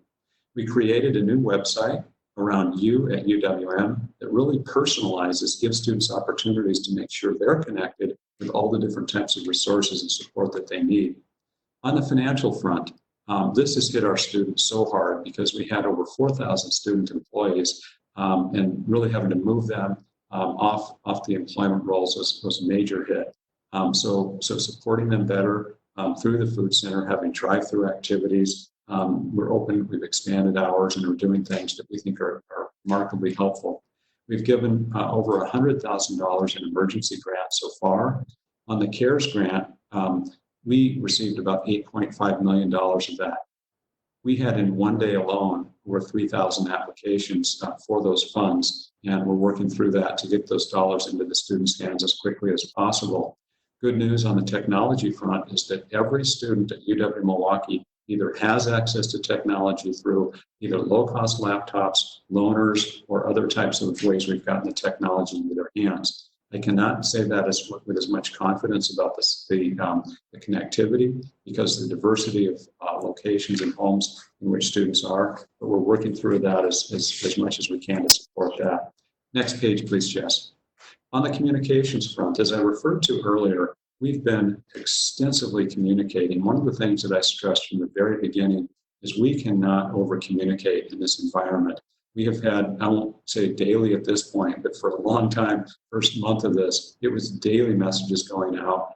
We started to see the tapering in the readership of those, so we backed off a little. We've had a number of town halls. We've engaged our shared governance significantly in terms of how involved people are. Student leadership, different faculty, staff groups, critically important to do this. We're having our next town hall that we're going to engage alumni and then back to the faculty and staff communication. So we've got a lot of different partners working with our Panther promoters, individuals in the community, outreach to legislators, congressional representatives, a number of different orchestrated activities. Obviously, the communications today are digital, and that's vitally important. We've had over 1,300 questions that are now consolidated into about 300 FAQs. We've had almost 350 personalized responses to questions, and we're really continuing to stress those town hall meetings. The future, we are working with system quite closely. We've got our provost and our Dean of College of Letters and Science are leading efforts around the scenario planning. The scenarios for us include obviously a hybrid fall, which is both a blend of online and in person. We anticipate we may have to go to a completely online if circumstances dictate that, or there's online fall and online spring is another scenario. We see within the hybrids a number of possibilities where we start with face-to-face. We may have to revert back if we can't contain some of the exposure. So there's a lot of different modeling going on. We expect, in terms of our time frame, to have recommendations coming forward from these groups by the end of May, and then we will consult very carefully. Senior leadership will determine by early June where we'd like to go for the fall. But no matter what we decide in June, there may well be other factors that influence that. So there's no final decision making even in an early summer point.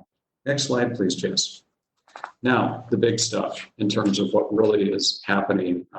There's no question, and I think that Sean and Becky set the stage particularly well, building on President Cross's comments about the extent to which this is only described accurately as by saying catastrophic. There's a lot of moving parts. There's a lot of things that are both real that we know now, as well as projections going forward. What we know right now is by the end of this fiscal year, we will be down $16 to $18 million in terms of the operating deficit that we had been, that's more than double where we've been looking at, which we had planned next year from $8 or $9 million down. Had the cuts laid in for that, but this is going to be significant. That's just this year. We have been doing a number of things to mitigate our losses. Categorically, they include many of the things that Chancellor Blank had talked about in terms of freezes, expense reduction, everything that's non-essential, travel, and so forth. We've also initiated 3 different types of furloughs. The first furlough, which is in effect right now, put people who were in people in positions who could not work remotely and were not deemed essential. They're on furlough through the summer, so that goes into the end of August. The second category is individuals, and this is taking notice right now, will take effect in a week. People are getting notices today and tomorrow. And that's for individuals who can work remotely that are not deemed essential or critical, and where we can save money and create efficiencies.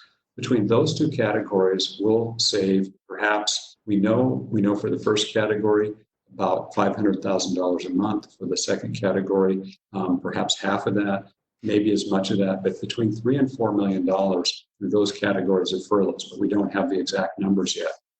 The other category of furloughs, and thanks to us being able to work with the regions on the temporary suspension of the regular state furlough policies, is to put in place the across the board or intermittent furloughs. And we've established our policy, and that will take effect with the first day of furlough occurring in June. And then for an entire year, everybody else on the payroll will be on furlough other than 3 categories. So we're protecting 3 groups of individuals. First, those less than 30,000, our lowest income earners. Second, anybody on a grant or grant support. And third is individuals who are in graduate teaching or research assistant positions. So they're protected. Otherwise, we have gradations, tiering, such that individuals will take proportionally higher furlough at higher income levels, and senior leadership is taking, in addition to the furlough, additional days off. So the range of furloughs on our campus range from 3 to 10% for the entire year. And we also have additional contributions that many individuals are making through their scholarships and emergency grants that are significant. So next year, there's a range of scenarios, but what we know is there's even in a scenario where we have face-to-face, fully engaged and online, and we have to look at this both ways, that encumbers significant additional expenses because of all the protection, all the 5 steps that President Cross talked about: testing, tracking, separation, isolation, protection. These are all areas that have significant expenses. But with enrollments down and residence activities and other revenue generating activities down on the campus and the increased expenses, we know it's going to be in the tens of millions of dollars. In fact, our estimates right now, at the end of next year, this time next year, actually end of academic year, we're looking, as you can see in the banner on the right, between $50 and $100 million. So that's the types of losses with very limited ability to offset those. So what we're trying to do is to take every step possible to position our campus to emerge from and through this in a way that enables UW-Milwaukee to increase access and to pursue research and have engagement. Jess, please, last slide. Big picture, we think the importance of UW system and UWM to restarting and re-engaging and helping strengthen the economy has never been higher. President Cross is legendary for the different ways that he has found inflection points for UW system in our history, and today is the biggest of all. We absolutely are required, and I can't tell you the number of employers who are asking us for the skill, competency changes that we can engage, and we're imperiled. There's no way around that. We're imperiled, and I don't say that specific to any one campus. I'm talking about higher education. You can see some of the different areas in terms of the needs that we meet, the long history of us having the strongest talent pipeline for the state of Wisconsin, talking about across the UW system, and how the research, as Chancellor Blank pointed out, the types of grants that our faculty and graduate students are receiving right now around COVID would just make you proud. They're just incredible in terms of how important it is for us to have scientific discoveries and knowledge creation. We also have to acknowledge that there's a lot at stake. As we know, I believe it was Sean who pointed out that of the $70 million, who has given more? We gave at the office, I think is a quote from President Cross. So the public universities have to remain critical for this future. And we are hobbled already going into this, and we're going to have a real challenge if we can't continue to provide those 21st century skills and competencies. My final comment is, so where do we stand? What's our goal? I'll clarify, number one, we have not made a decision yet. There's clearly much to be learned, but we want to be open for our campus, for students, faculty, and staff this fall in the safest way possible. We have too much at stake not to go down that path for academic continuity, for business sustainability. I'll make a comment building on that, and that is that if we can't come back in a minimal way, we're not going to get a minimal, maybe 10 or 20%. We're not going to get to 30 and 40% by mid-fall. We're not going to get to 50 to 60%. That's why it's imperative for us to figure out, from whether you call it a tiger team or the moving forward in terms of restarting, going down these different paths, working with the groups that are at the system and individual campus level, critical to move us forward. So I'm happy to take any questions, and thank you again for this opportunity. Thank you, Mark. I wanted to highlight both Madison and Milwaukee in particular because the impact is probably the largest. Could you stop sharing that, Jess? Impact is probably the largest there. But next up, maybe we should take some questions from Mark directly at this point. Milwaukee is such a critical part of the recovery in this process. So Mike Jones, Regent Jones. Yes, Chancellor, could you have a view as to whether by and large the students want to come back to campus, or would they rather continue virtual learning? And then the same question asked to faculty. Yeah, great question. I'll take the students and families first. Having had the town halls this week, that's the number, probably 65 or 70% of the questions are all about that. Many parents, it's like, help me. We want the students out. We need to get back to life. Can you please open? They want that college experience. There's that. And then there's the understandable concern. What is my son, daughter going back into? So I would say it's mixed, but that's the big question. So my stance is, to the extent that we can, we're going to provide that safest opportunity. But on the question of is there a desire? I think it's a wait and see. Having talked with a lot of students, they're waiting to see. Students are more brash and confident than are, some of the parents and things like that. In part, it's their demographic and risk vulnerability. But then that flips us over to the faculty and staff. I just had a faculty senate meeting right before this Regents meeting. And one of the questions that came up is, are we going to be required to go on campus if we're not feeling safe? And that's where I answered in that dual, we're going to have 2 campuses in the fall. There's no question about it. And that is, to the extent that we can, we'll be on campus in a safe, tested way where we have all the protocols in place, social distancing, everything President Cross talked about. On the other hand, we're going to be also online. And that's going to increase our cost and time to do this. But those are the issues that we're dealing with right now. Thanks, because in a way, our faculty are more vulnerable than our students. Yes. Yeah, absolutely. And then there's other employees who are saying, what if I may not be at risk, but if I am a carrier and I bring it home, then somebody who else is at home is at risk. So all those things are the layers we're dealing with. Thank you. Regent Atwell. Yeah, Mark, Regent Hall here. Are you noticing any particular trends with students of color in terms of their responses, reactions, and concerns? The number one issue, thank you, Regent Hall. The number one issue that we're seeing initially has been around the technology connectivity. As you know, through the work we're doing with Higher Ed Regional Alliance, connections with others, trying to provide not just the hardware, but really the software technology, the connectivity.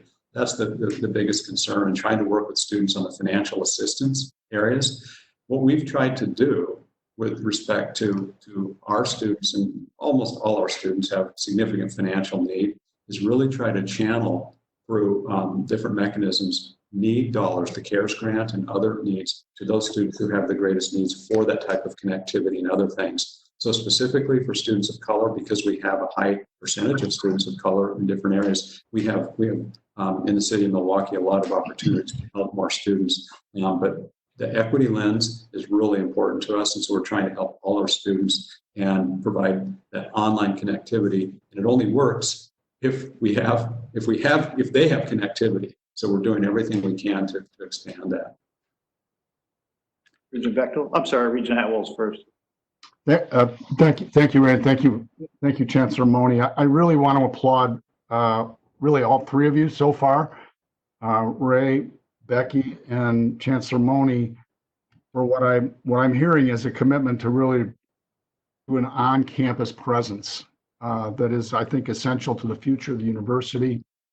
I think we need to be, I think Becky touched on this. We need to be very cognizant that we're not making these decisions in isolation. These decisions are being made by organizations statewide, and there is no riskless path to doing it. Becky, I think, made an excellent point that when we consider the risks on campus, and by the way, I'm not arguing for excessive risk taking.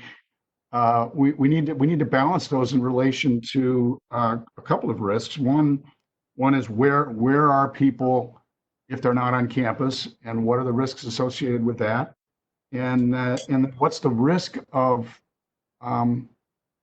let's see, being insufficiently committed to getting life. We were not going back to where we were, but kind of getting people back to the business of learning and working.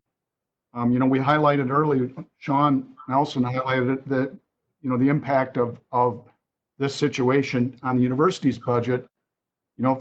Think of the impact on the state's budget, right? Or the national budget.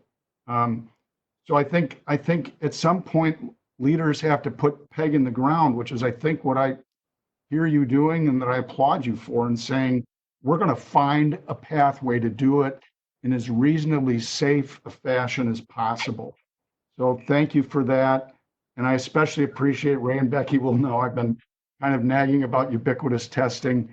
I think there's a tremendous need and a tremendous opportunity, and we need it for our own campuses to stake out the pathway to how we really identify the carriers, so that we can continue to protect the vulnerable. And I think, as the governor said some weeks back, to box the virus in more than, I don't want to twist the governor's words, but go from boxing the people into boxing the virus in. So I'm very grateful for the leadership. I am confident that we will be very thoughtful about the risks entailed and aware that there isn't a riskless path to getting ourselves back in motion, forward motion, the Wisconsin way. So thank you. Regent Atwell, I couldn't agree more. There were two perspectives in the New York Times Monday. Things are echoed in the Wall Street Journal, Washington Post throughout the week. The perils of us trying to open back up in higher ed against the perils of not. And frankly, we're financially so imperiled. But more important to me than the financial imperilment is really the academic and research activities and the continuity, the importance of that, as well as the employment and all those other things. So I completely agree. President Cross may talk further about the work that we had on Friday to do exactly what you're talking about in terms of scaling up the testing, the scale, the numbers. That's foundational. And then the tracing, the work that we're doing on that, we're forging ahead. We have to do that. And we're laying timeframes out and structure throughout the summer to get those pieces in place. A few moments ago, and I'll go to Regent Bechtel, but a few moments ago, I believe it was Regent Klein who said this is going to take a lot of work and hard work. I think she was referring to Madison. That's going to be true across the board for all of us. In order to get this up and running in a safe environment, it's going to take hard work. But to your point, Regent Atwell, we are going to go as hard as we can to do that. There's too much at stake. We cannot sit around and let this happen to us. We have to do that. And I'll share in a few minutes some of the things that are going on that I am excited about and more positive about. At this point, I think Regent Bechtel had a question. Yeah, I just want to echo praise for our first two chancellors here, and I know it's happening across the system.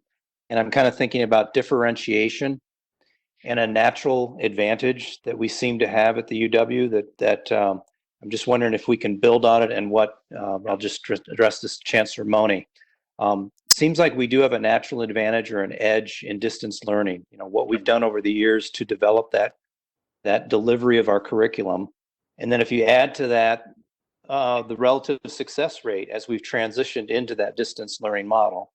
So I'm kind of thinking of that word hybrid, some hybrid delivery method of teaching to our students. And what the hybrid also gets me thinking about is in the fall, yes, we want to reopen. Yeah, we want to do it methodically and intelligently and safely. But we should also plan on a resurgence of some more contagion, whether it's just simple flu, coronavirus, what have you. And I know many people are thinking about, even as we plan for that resurgence, we need to anticipate and plan for absenteeism in the fall. And that'll be for the faculty and that will be the students. So I'm just wondering if as we look at that curriculum model, wouldn't all of our classes be virtual in terms of that is, we are able to deliver the curriculum virtually. And then we also have that in-person component. And a student may pick or choose what he or she needs to do given their own personal circumstance. A faculty member may pick and choose whether I'm going to just deliver it virtually or in person. So I wanted to get a reaction to that. And then one other reaction, Chancellor Mone, the impact and importance of research, and we think about, reigniting the campuses, wouldn't it be a priority to figure out how we can, restart that research mechanism on our 2 research institution campuses because there is revenue that flows in, there's good things that are being done for the public. So just looking for your reaction on those 2 points. Thank you, Regent Bechtel. Excellent points on both. Let me start with the most recent issue that you said about research. I'll give you an example of one of our physicists, Maria Schmidt, who got almost a $200,000 grant from NSF on some of the work, the molecular structure underlying COVID. If he can't get in his lab, if he can't access with the graduate students that he has established for us world-class physics, that's one of the harbingers, that's one of the key predictors for our Research One status, all the things that we're doing. You'd be amazed at the number of physicists who are involved with COVID research. This is so critically important. So when we look at the restart, how do we get those faculty and grad students back in a safe way? Developing the protocols, not as a one-off, but thinking about, it might sound simple as a faculty member. I'm just going into my lab, chemist, I'm somebody in this area. But the reality is there's a web of related support that has to be involved, the sanitation, the cleaning, wiping, the social distancing, the oversight, all the things that are involved with that. So some of this stuff seems pretty simple, but when you really get into it and start thinking about scaling it, the physical proximity, how can you have this? Well, what if we're in 7 buildings? That's 7 times as complex as if you can contain it all in a physics and chemistry buildings. So it really has layers, but we've got to make that a priority. So that's what part of our scenario planning group is looking at. Absolutely important to be able to restart that. The second piece, the first one that you asked about in terms of what I call the richness, you're absolutely right. And this is where we're planning through. What does that actually mean? It's one thing to say, if I'm in a classroom, that also can be virtual. That's an easy one. That I can dual track. But if I'm a faculty and I'm not going in, oops, is somebody else going to come in and teach the in-person portion of that class for everybody to have options? And then I think it's realistic to recognize we're going to probably be yoked to no more than 50 people. So those former lectures of 175, 300, 400 people, I think those are going to be a long time before we can get back to that. And I say a long time, maybe 2021, early. So that's another factor. So these things start quickly multiplying in terms of the complexity, depending on which paths we go down. Again, keep in mind, we've got 7,300 sections per semester. The scale of this, so you get into this rationing mindset. Which courses, where, who, how, we're working on that right now. So as much as we're still in a May semester, that spring semester, we're trying to figure out exactly those pathways. And there's so many unknowns. Where will we be? Where will society be if we work all of this out and get it mastered? Are they going to come? The earlier question we had in terms of what is the appetite? We don't know those things yet, but the costs associated with this, Regent Bechtel, I have to tell you, the additional staffing just for testing and the protocol to do that, the cost of testing, that's a big factor too. Where is that going to come from when we're looking at a $50 to $100 million hit? So a lot of these things are there, but to Regent Atwell's point, we will go financially as deep as we have to and are allowed to by the regents to make this as operational within safety protocols that we can. But it's going to have to be an assortment of rich approaches. Your final comment about differentiation, I want to play that up just for a moment. That's a huge factor. When everybody goes online, what is the differentiator? Because now everybody's online. We got questions about that from parents yesterday. They said, look, I used to have my students go to UWM because of proximity and I could have affordability, but now I can go to other UW campuses, or frankly, I can go anywhere for less. Why should I continue to do that? And my answer is, we don't have the Milwaukee internships and job placement and all those things today, but that's still part of the reality of being in Milwaukee. And we're going to be as face-to-face as soon as we can. And we also have quality faculty. And I speak across the UW system.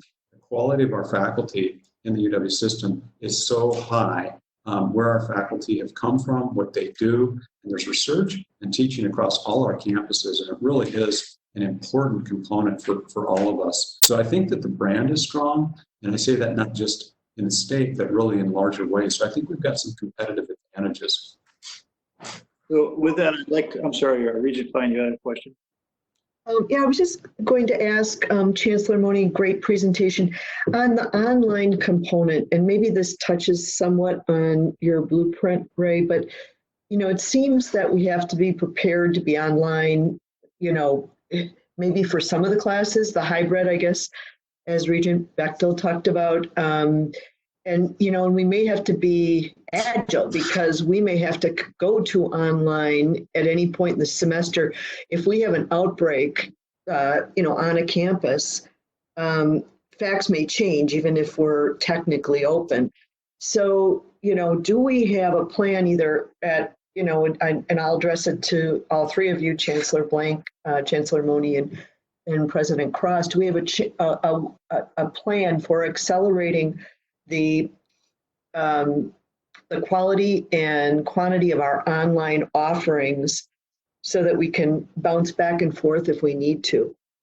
I think that's part of the summer strategy. We have a donation from a very generous donor who provided a couple $1 million to help us improve the quality of our online programs for traditional students. And we are going to have those. I think Vice President Morabel Sosa is planning that for this summer so that we can help develop that skill within our faculty who are not accustomed on a regular basis to providing this in an online format. So that's something we're really working on, is improving the quality of our online teaching to traditional students. We get very high marks for what we provide to non-traditional students. So how do we translate that to the 18 to 22-year-old that would traditionally come to our campus? Regent Klein, I would add the answer to your question about agility and planning. Clearly, yes. In fact, that's actively one of the scenarios that we have, recognizing we want a face-to-face start if at all possible. If there's a resurgence, we will have to quickly flip back to online. So that virtual agile planning is actually actively underway. So we've got to be prepared for all scenarios. So our goal is, even if there is a resurgence, we're able to support and handle that on a campus. I think if we're going to do everything we can, that when we come back, we are in a position to handle a resurgence. Some are suggesting that we may wish to shorten the calendar by putting more classes on Friday and Saturday, and finishing before Thanksgiving, sometime in the middle of November, which is when one of the expected resurgence might happen. And that's just a thought. That's one of the considerations we're looking at, Regent Klein. I have two more chancellors lined up to speak, and then obviously I have some points I want to make. But what I'd like to do is have our Chancellor Debbie Ford talk a little bit about the impact on her campus as one of the smaller comprehensive campuses, and specifically, Debbie, cover the kinds of things that are unique to you, if you can, in Parkside, and probably a few other campuses within the comprehensive. Thanks, Mark. Absolutely. Thank you, President Cross. And I plan to talk a little bit about the impacts of COVID-19 at UW Parkside. And we're not only one of the smaller campuses, but we are also the youngest campus in the UW system. So I'm sure, and as you've heard, the experiences impacts are similar across our campuses as we focus on the health and safety of our campus communities and certainly the delivery of our academic mission. But before I start, I need to publicly recognize the faculty and staff at UW-Parkside for their commitment to academic excellence and student success. I know that it has not been easy, and all of this has required additional work as our faculty and staff have transitioned over 1,600 courses and most of our programs and services to a virtual environment. Without the dedication to our students, we would not have been able to deliver our mission, and I am grateful for our faculty and staff. So I have a few slides. At UW-Parkside, we were on track to our strongest fiscal year since 2015, as shown in this slide.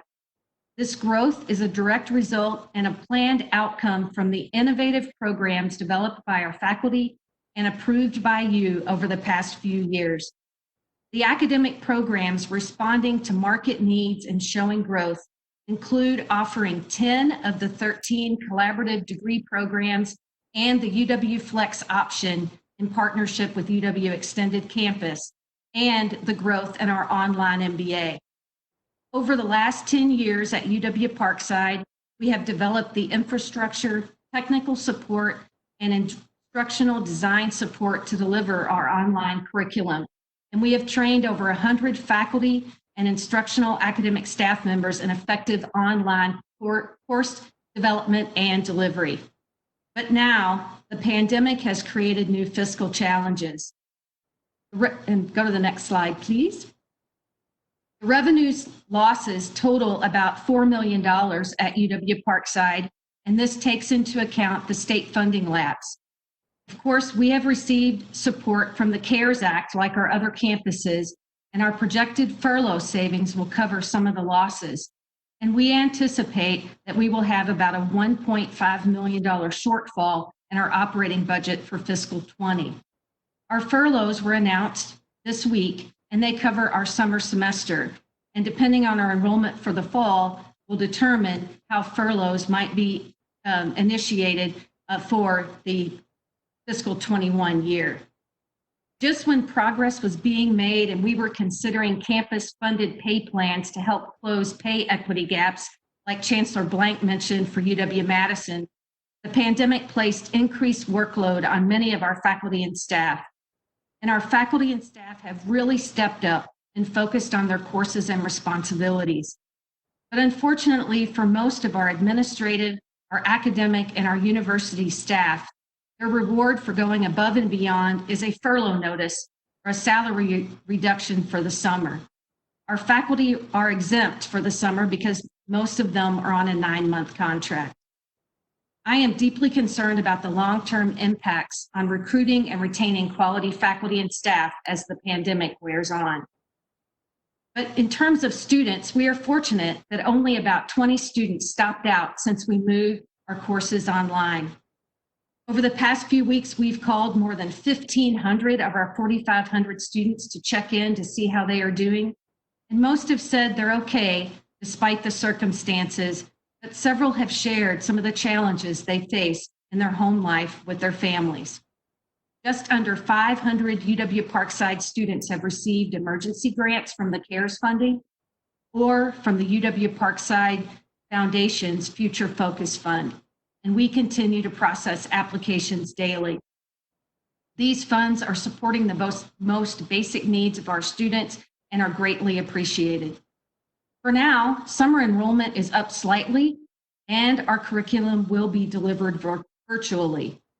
The fall picture is not as bright and is filled with uncertainties, as you have heard from my colleague chancellors.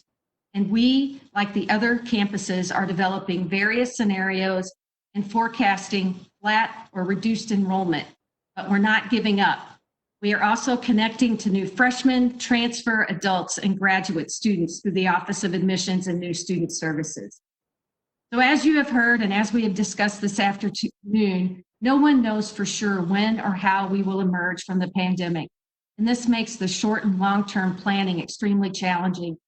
Our answer is to plan for a variety of scenarios on how we deliver our mission of teaching and learning, how we host events, how we participate in Ranger athletics, how we serve our students, how we engage with the community and return to the next normal. At UW Parkside, we will leverage this rare opportunity, meaning that we will respond, adapt, reposition, and emerge. Since we first began responding, adapting, and repositioning the university in response to the pandemic, we have lived by a theme, #7 for success, by concentrating on this final 7 weeks of our semester. As we have heard from other chancellors and certainly from Regent President Peterson and President Cross about the graduates who will celebrate over the next several weeks, at UW Parkside, we were ready to again celebrate another record graduating class that included the highest number of master's degree recipients in our history. But more importantly, all of our students at UW Parkside and across the system in the pursuit of their degrees will have another academic semester worth of academic credit, thanks to the commitment of our faculty, staff, and students. As campus leaders, I know that we have responded, adapted, and repositioned our institutions during these past 7 weeks. In order to successfully emerge from this pandemic, confidence throughout our learning communities will continue to play a key role. So as chancellors, having the confidence from you as board members is going to be key. The confidence in our abilities to respond, adapt, reposition, and emerge in the coming months and years. We need the managerial flexibility and we need the financial resources in order to leverage this rare opportunity. As we know, the spring 2020 semester is almost behind us, but we know the challenges going forward are far more complex. I appreciate your confidence in our ability to lead, respond, adapt, and to reposition and emerge as we enter a new era of higher education, not only across the University of Wisconsin, but nationally and internationally. This picture here talks about the class of 2020. These are the students on their first day of Ranger Welcome several years ago.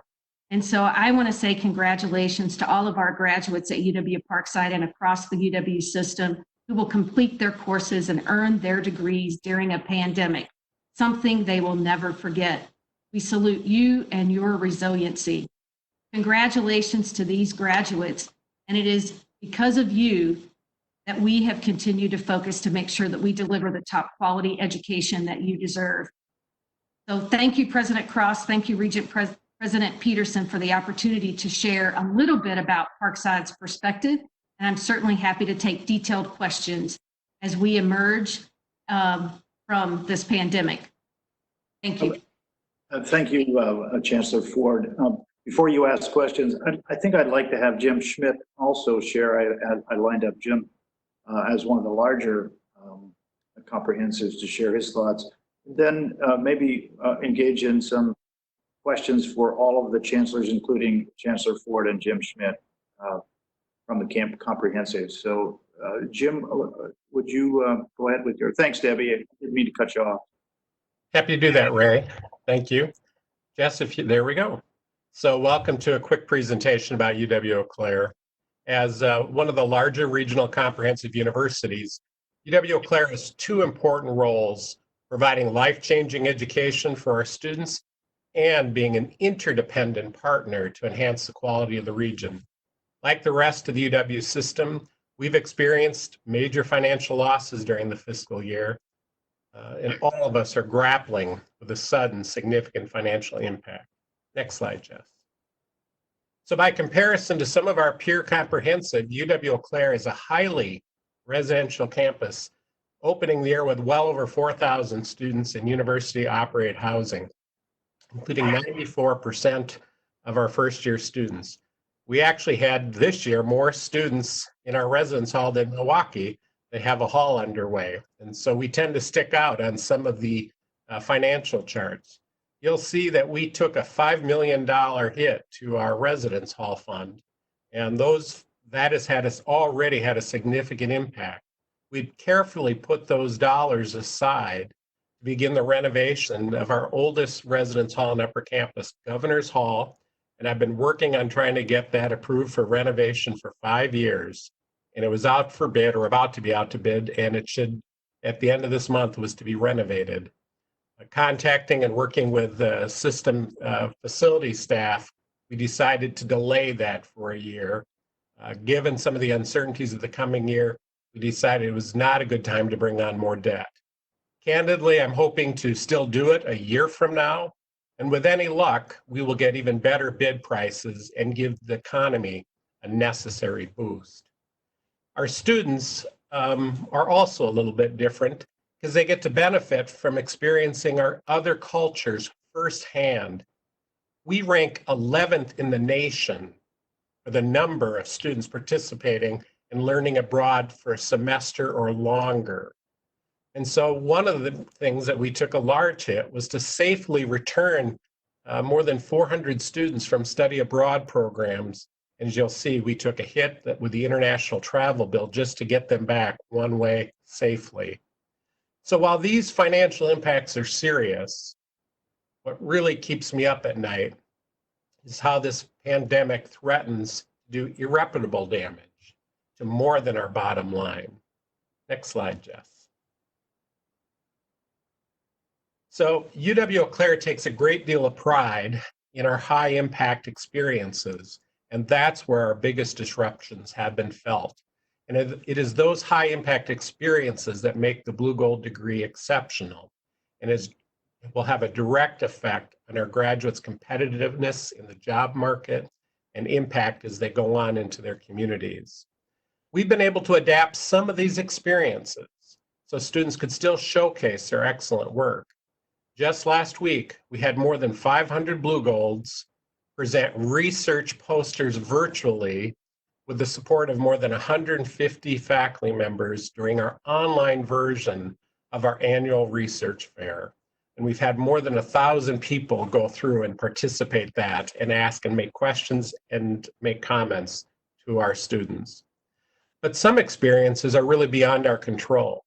We pride ourselves in having 70% of our students complete at least one internship with an area of business or organization, and many do multiple internships. Yet we estimate that at least 1 in 5 internships have been canceled this spring. Mayo Clinic Health System and UW-Eau Claire having the second in the nation partnership, that continues to endure. We've attempted to keep the research going, and we've teamed up to use our 3D printers to produce face guards for healthcare workers, and we've shared institutional iPads in the hospital to make treatments and patient care more convenient. Still, sending students home has paused most of the rest of our research projects. It is these kind of high impact experiences and other co-curricular endeavors that add valuable dimensions to our students' educational careers, and that has been most greatly disrupted. I get between 80 and 120 messages a week from students, certainly a lot more earlier, and from parents. And it is unanimous. They really miss what they don't have. They're so grateful for the work of our faculty who've converted more than 4,500 class sections to online. But what they miss is that interaction. April and May is when we celebrate all of our accomplishments for the years. For the first time in almost 50 years, the Viennese Ball was canceled. The largest jazz festival outside of New Orleans has been canceled. And all of those high impact experiences that students have had a big result. So we are very focused on being open in the fall. Next slide. Let me give you a little more picture of what the semester has meant for some of our students. Evan Lawrence, a Blue Gold wrestler, was on the mat in a national championship match when the buzzer sounded. Take a look at him there. The buzzer sounded and all athletes were instructed to immediately return to their buses because their tournament had been canceled. Imagine wrestling since you've been 2 or 3 years old, working hard throughout high school, finally having a chance to get the NCAA ring and having it cut short. I think the expression on his face tells it all. And we had multiple teams this winter who are competing for national championships, and it is a heartbreaker. We have a social work student. Savannah Stahl's internship at Mayo was canceled. As you know, medical facilities were locked down for anyone who was unnecessary in the building. But she felt lucky. Although her internship with Mayo was canceled, she was able to get another one with Feed My People Food Bank. No sooner had she had that all set up that she got a note from them a couple days later saying that internship was canceled as well. Brendan Reardon's experience was very personal. He'll graduate from our healthcare administration program. It's an unusual program. They spend their entire senior year in a senior long-term care facility getting that hands-on experience. Well, he got a hands-on experience at the care facility he was working in. All staff pitched in, and he reports that he even cooked on a regular basis for 160 people while he was there to learn management responsibilities. Brandon realized that even chancellors roll up their sleeves and have to do what's necessary when you're in leadership role. Brendan himself actually contracted the virus and recovered, but sadly for him, it was very personal. He lost his grandmother to the virus. These stories reflect the sacrifices of all our students, along with our faculty and staff, been working so hard to finish this year with our Blue Gold excellence. And again, I continue to receive emails from not only current students, but prospective students and parents. And they talk about the impact of being away from the institution. And while our enrollment has been solid this year and all the numbers were even for next year, I am getting those messages from parents and from students that say they'll take a gap year if they're not back in person. Because, you know, online learning is not the same. Online learning is an important resource and is something that's particularly effective for non-traditional students, working students, single parents, and others that don't have the access to the full experience. But for an 18 to 24-year-old, being as a part of a university community, having those collisions, having those hands-on high-impact experiences, that's what makes our degrees so valuable. One of the things I'd like to talk to you about are some of the other negative impacts that could come from this. And I'm going to call on the board to stand tall in support of all of the UW schools. So with that, Jess, if you'd go to the next slide. Facilities are important. We've learned that we can do many things online, but I will tell you, it is hard to do research and conduct lab-intensive programs without the right facilities. There's been conversation, what will the state do in the coming year? Should we ask for everything we plan to ask for in the next bonding bill? Do we pare it back to a bare minimum? Well, we know that we are likely to be in a significant downturn in our economy, and I think that interest rates will be even lower, and I think our bid prices will be better. But Wisconsin needs strong and healthy campuses, not only for our students to return to this fall, but to help propel the economic growth for communities struggling to recover. UW Eau Claire's status as a leading institution for science and health sciences, for example, can have a transformative impact on our region. And we must do more than just survive the COVID-19 pandemic, and that will require investment. Yes, the pandemic will shift the way we teach, and it has opened new doors and helped us learn new ways to learn. But again, I'm here to tell you, students learn best with faculty, in labs, and together. That's why the replacement of our only science building, the 60-year-old Phillips Hall, is critical for our region. We are grateful that the Board of Regents, Governor Evers, and the legislature approved Phase 1 funding in the previous legislative session.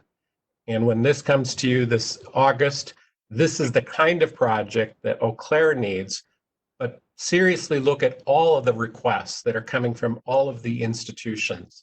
This is not a time to move away from these kinds of investments. You'll see a picture of the fire from Saturday, February 8th, 2020. We narrowly averted a disaster when this blaze was quickly extinguished by the Eau Claire Fire Department. Because there are no sprinkler systems, no fire suppression in this building, but gratefully, the alarms worked. And while it destroyed some important research labs, The smoke and particulate infiltration throughout the building spread to 3 of the building's 4 floors on that wing. So while this was a relatively small blaze, it shuttered additional research labs and destroyed hundreds of thousands of dollars worth of equipment nowhere near the fire. It was indeed a wake-up call for the risk of being without a major science building. It's one thing to shut down all of the instruction on our campus for the remaining 6 weeks of a semester. How do I run a university that is heavily influenced by science without a laboratory building? Had this gone up in smoke and we start from square one, best estimates, if everything worked perfectly, we'd be moving in 3.5 to 4 years. It's hard for a university to continue. So I'm asking us to think about not only the impact that Eau Claire, but all of the comprehensive regional universities have on our communities and our regions, and help businesses that have been devastated by the coronavirus pandemic. We can help them to recover, reinvent, and thrive again. Now is a good time for that kind of investment. I'm hoping that we come through this recession quickly, but I remind people that the recession that we went through in 2009 was very different. The same demographics that are creating lower enrollments throughout higher education in the upper Midwest in particular will continue to have an impact on our workplaces. I am in the last year of the baby boom, 1964, and the issues of worker shortages will be even greater. We need these universities, we need everyone to reach their full potential. Next slide. Thank you, Jess. A little bit of history. So UW-Eau Claire opened more than 100 years ago after business leaders got together, the Chamber of Commerce, and urged the governor to establish a normal school for our growing city. Professor and Wisconsin poet laureate Max Garland wrote of our founding, a poem that he dedicated at my inauguration 7 years ago. I'll read just a piece of it, and I've got a little preface before we get to the part you can see on the slide. There was more to know than time to learn, further to go than good roads to get there. Nevertheless, the governor crossed the state in a Pierce arrow, cornfields, hillsides of Holsteins, cranberry bogs ripening to red, back when most of the streets still rang with horses' hooves and harness. The wildest notion enacted here, that not just the glittering sons of the rich, the daughters and sons of farmers and mill hands might learn the art of how we learn and how we pass it on. Our state needs the teachers that this is referring to, and these comprehensive universities are what create opportunity for people, and it is opportunity for people that create opportunities for communities and for the state. These universities play an important role in our communities, providing expertise, inspiration, and empowerment for the public good. The true threat of this pandemic is not simply the initial financial loss, but how we respond in our recovery. Wisconsin is one of the very few states that did not actually catch up after the last recession. UW system is not funded at the level that it was even going into that recession. And I'm going to ask for leadership from our board, from our policymakers, and the people of Wisconsin not to let that happen as we come out of this recession. We are here to serve Wisconsin. We can help make the recovery much more quickly. And I'm asking for your support and advocacy as we all work together in these extraordinary times. And with that, I'll conclude and be happy to answer questions with the rest of my colleagues. Thank you. Thank you, Jim. I know you're getting tired and stressed out a little bit, but let's take about 15 minutes or so for questions for the comprehensives with Jim and Debbie representing the specific impacts on their campuses.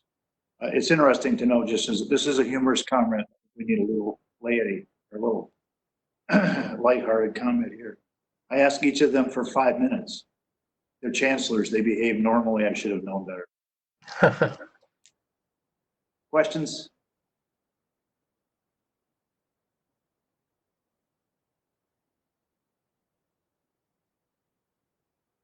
I have one question. This is Jose Delgado. Either one of you can take it.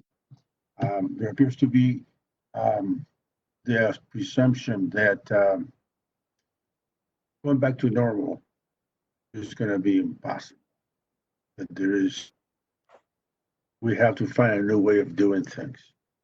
I would like to get your take on that right now. Are we into a blend of online, much more online and campus? Are we looking at a significant decline in campus utilization? Is this something that you can even guess at or suspect? I can take a first crack and then Debbie or others. So we've actually, so we do a lot online, but what we really are known for is our hybrid coursework, as you suggested. And this has been going on for the last 20 years. Our newest academic building, Centennial Hall, most of the classrooms within that facility are what we call flipped classrooms or active learning classrooms.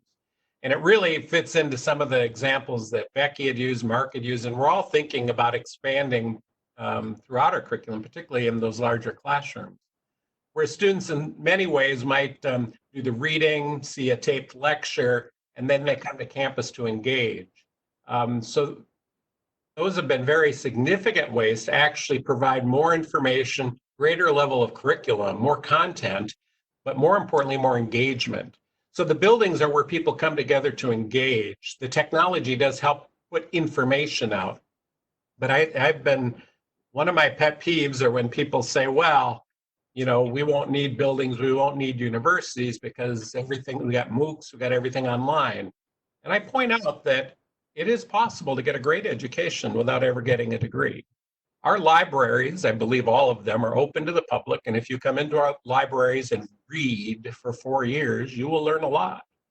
But the difference, the value add that universities do is bring together those collisions, bring together the context, the ability for people to push ideas off each other, that critical thinking edge that our graduates have. And so while some of the learning might be virtually, it is really when people come together, whether it's in research, whether it's in organizations, or whether it's just a spirited after-class conversation or a protest in front of old Schofield Hall. And that is where our campuses and our facilities are essential. You've heard it referred to as a cruise ship or others, or petri dish. Many people have written the fact that universities are known to bring density of people together, because when you bring people together, great things happen. So I don't know if I answered your question, but I have some pretty pressed ideas of the importance of these physical spaces. Why cannot bring them together? Oh, we are. We absolutely do. Go ahead, Regent Debbie. Thank you. Regent Delgado, thank you for the question. And I think it's definitely a both and.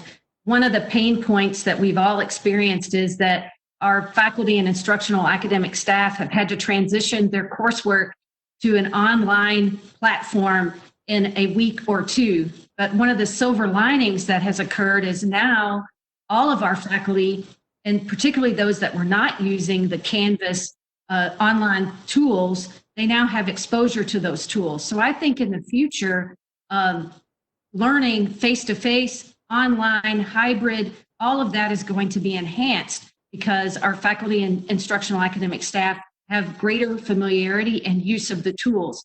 What we have to commit to is to make sure that we offer our degree programs and all of our curriculum in varied and really multiple environments to meet the varied needs of all of our students.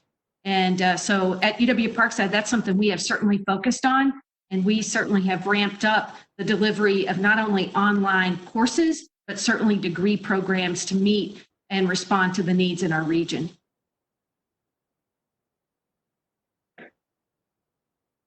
Regent Walsh. I have a question for Chancellor Ford. How are you, Debbie? Good, thank you. Good. I'm concerned about the student population at all the campuses, but I have to admit I have particular concern for the students at your campus who I feel, based on my visit there, come to an education with considerable challenges, many of them. How are you going to protect those students who are the most vulnerable, be it financially, be it family issues, childcare? What particular things are you doing that maybe the rest of us can take heart in? Well, thank you for the question. And certainly at UW Parkside, almost 2/3 of our students are the first in their family to go to college. And we have the largest percentage of students of color at about 35%. And we were very, very worried. We are pleased that the majority of our students continue in their learning environment, even though it's digital. Certainly, a part of the phone calls that we made, over 1,500 calls, 50 folks on campus, including myself, all of our leadership team, our advisors, several faculty, reached out personally to our students. Those conversations were amazing. It really gave us insights into some of the challenges and gave us an opportunity to connect our students directly to the resources, particularly the resources around the CARES funding. And so I know that in my conversations with students, I made sure that they know about those resources so they can apply for those grants. And our financial aid office is doing an amazing job making sure that they get the grants in a timely way. One of the other concerns was certainly access to technology and internet access in their homes. We spent a lot of time as a leadership team trying to figure out if we needed to open one of our labs for our students, but we just felt like we could not do that and have the safety protocols. We've provided about 60 laptops to folks, as well as, I believe, 20 hotspots so that students have access to continue their learning. Another key thing is our registration for fall semester and continuing students started about three or 4 weeks ago. And so it gave the advisors across the campus an opportunity to check in with each of our students. That advising team is able to have those advising sessions via WebEx or Blackboard Collaborate. And then we also launched in partnership with UW System, the Navigate technologies from the Educational Advisory Board, EAB, and that has been so helpful in how we communicate to our students and also get quick polls and how things are going. As part of our course evaluations, we are asking questions of students so that we can also get a sense of what they need and how we will respond and adapt going forward. So something we're working on every day with every student. And I get personal emails from students just like my colleagues, and I'm making sure that we respond to the N of 1 right now. Thank you. And I'm not surprised to hear that your staff was engaged as part of the 50 making the phone calls. I picture you doing that in the evening until quite late. So I had each chancellor call and contact the regent liaisons, brief them on their individual case. So this is meant to provide more. Regent President, you had a question. Yeah, I have a question for Chancellors Ford and Schmidt. Thank you both for your presentation to all four of our chancellors. Very informative as usual. I'm interested, when we've done our All in Wisconsin tours, both at Parkside and Eau Claire, it was clear and evident you're very close with your local business and civic communities. I'm interested in the conversations that you're having with those folks now. It appears, at least my experience has been, people have a lot more time to have, thoughtful discussions and discourse. I'm interested in what you're hearing from the business community and what requests they have of you as chancellors. And then secondly, the other thing, and it's similar to Regent Walsh's point, on the campuses as I visited, it's clear you're very closely connected with your faculty. I'd be interested in what they've shared with you over these last 7 and 8 weeks about how they believe going forward we can realign our campuses so that they can be most productive, they can be safe in that environment, but also can do what they do so well, which is to teach our students. I can comment a little bit on the business community. We have there's a new group that's been formed. It's a collaboration between the county and city of Eau Claire and the Chamber of Commerce. I serve on the Chamber of Commerce board, and they've put together a reopening plan.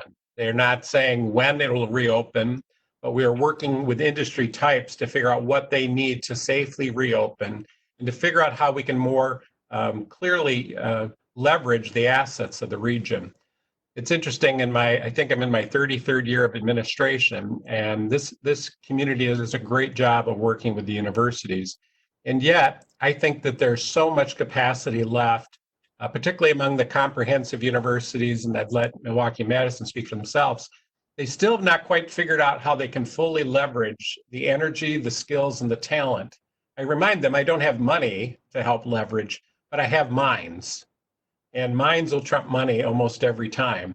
And so we're working in a very comprehensive way, industry by industry, figuring out what it'll take to successfully open. Many of them have also pointed out that these regional economies will not come back to life fully unless they have the 11,000 Blue Golds and 1,300 to 1,400 faculty and staff as an integral part of that economy. And so they say one of the best things you could do for us, Chancellor, is reopen your campus in the fall and then make sure that your enrollment is steady, strong, and able then to take the jobs that we know that will be created. I can comment on faculty and staff first, but maybe turn to Debbie first for her comments on her local business community. Yes, thank you, Regent Peterson, and focusing and supporting our business community and nonprofit community is a key goal for us during this time as we leverage the assets and expertise of our campus and our faculty. I had the opportunity to send notes of gratitude to some of our companies that are located in the Kenosha-Racine area. Jockey, Abbott, and Uline are key industries that are, supporting what's happening in the pandemic, certainly nationally. Sending notes of gratitude, offering to help. They were very appreciative of those gestures and will continue to look to UW Parkside. We actually know some of our alumni are involved in some of the testing at Abbey, so very proud at Abbott and very proud of that work.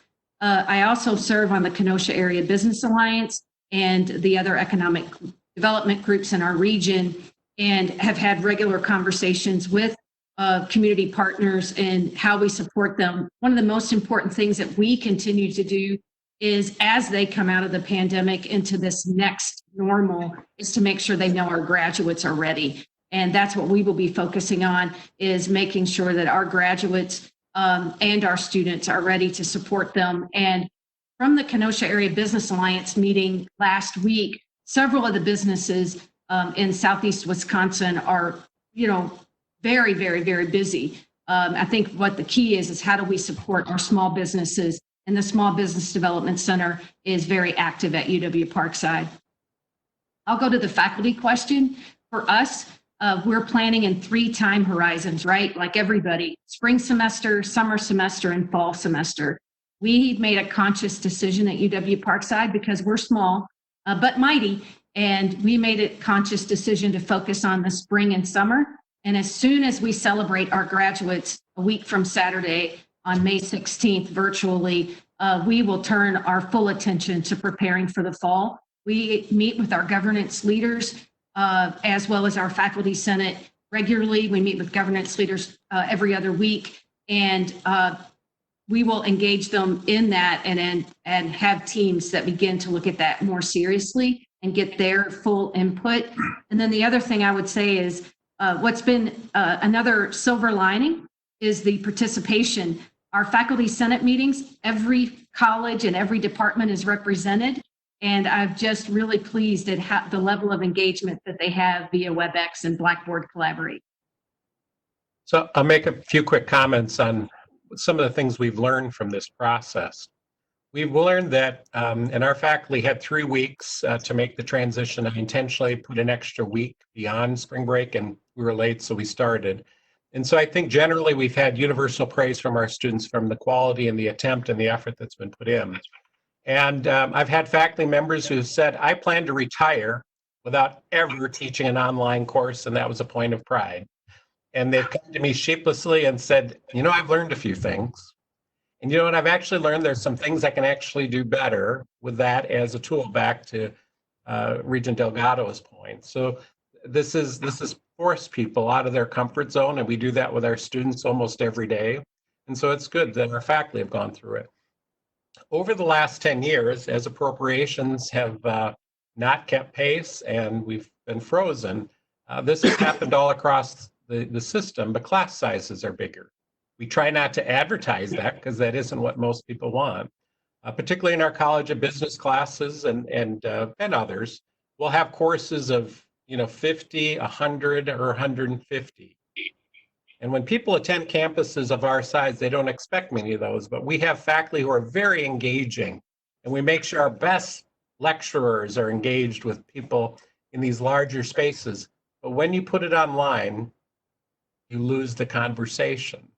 And to have that asynchronous conversation going, which has worked really well in the classes of 20 or 30, falls apart to meaningfully have that engagement with the faculty and the students in that.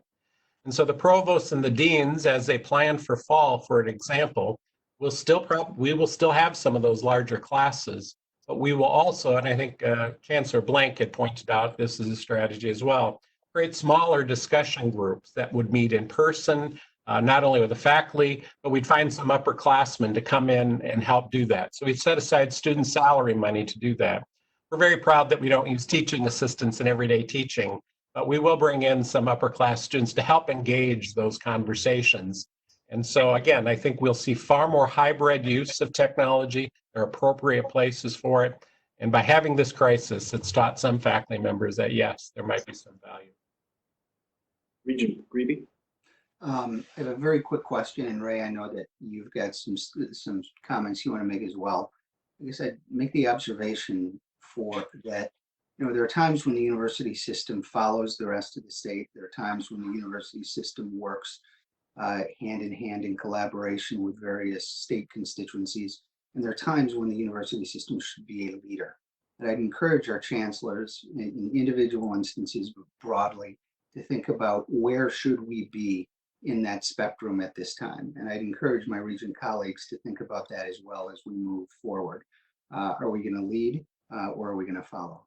The question I have for chancellors, very simple. Do any of our chancellors believe that we should be doing anything other than planning on having students on campus in the fall?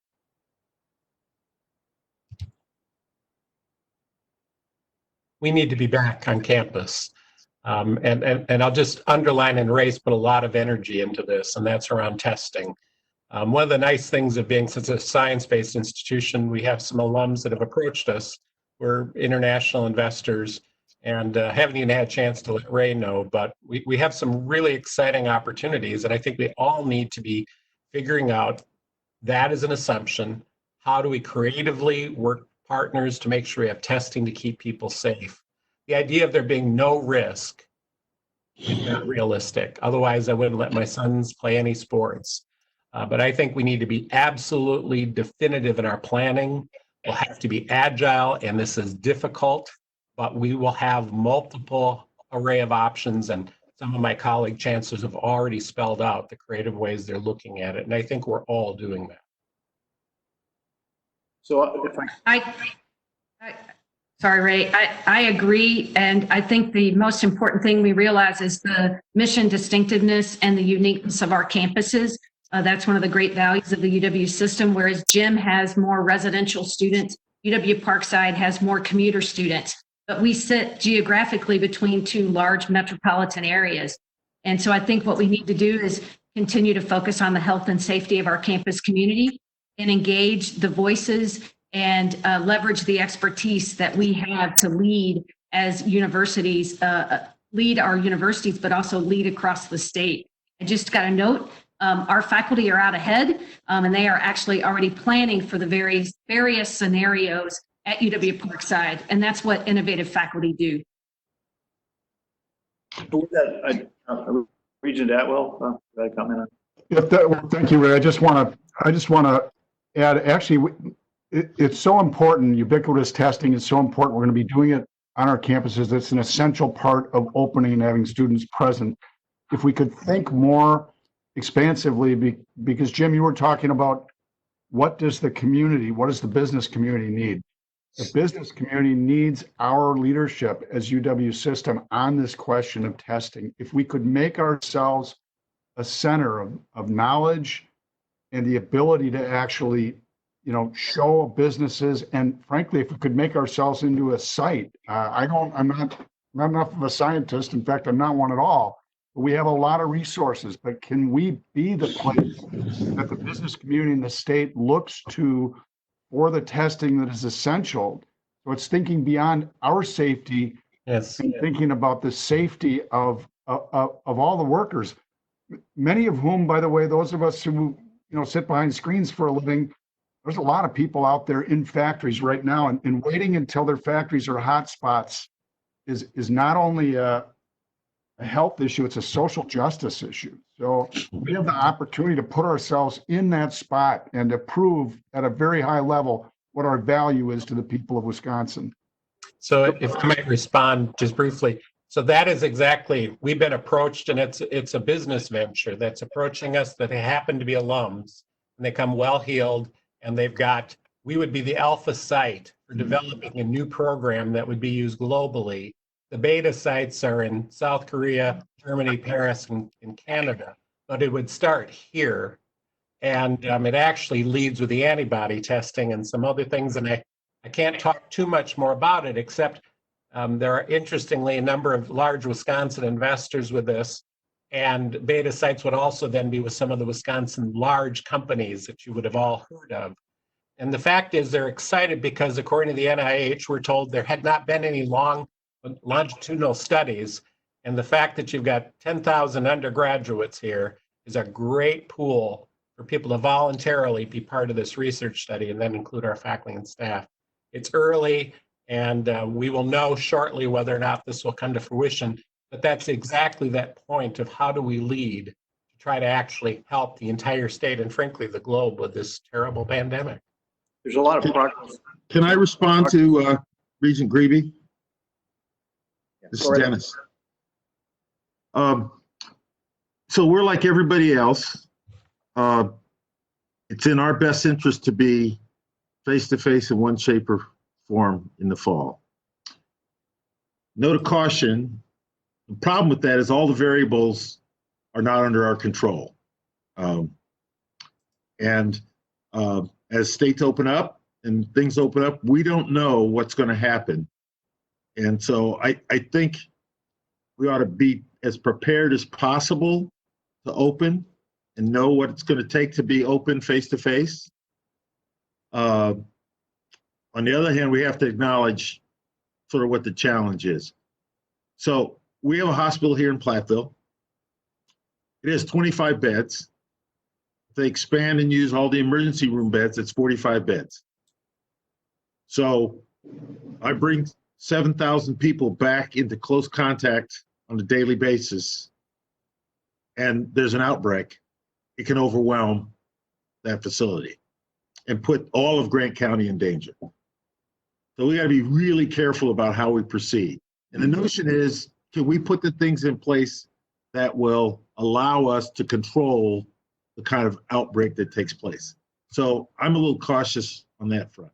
And if I can take 1 minute to talk about, so a sixth of our student enrollment is now applied for emergency support. And that's something we haven't measured at all. That's over 1,000 students. So I'll stop there.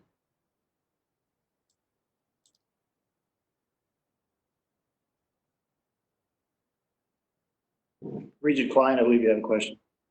Well, I just wanted to piggyback on to what Chancellor was just saying. I agree we've got to be back. I think we've got to be agile.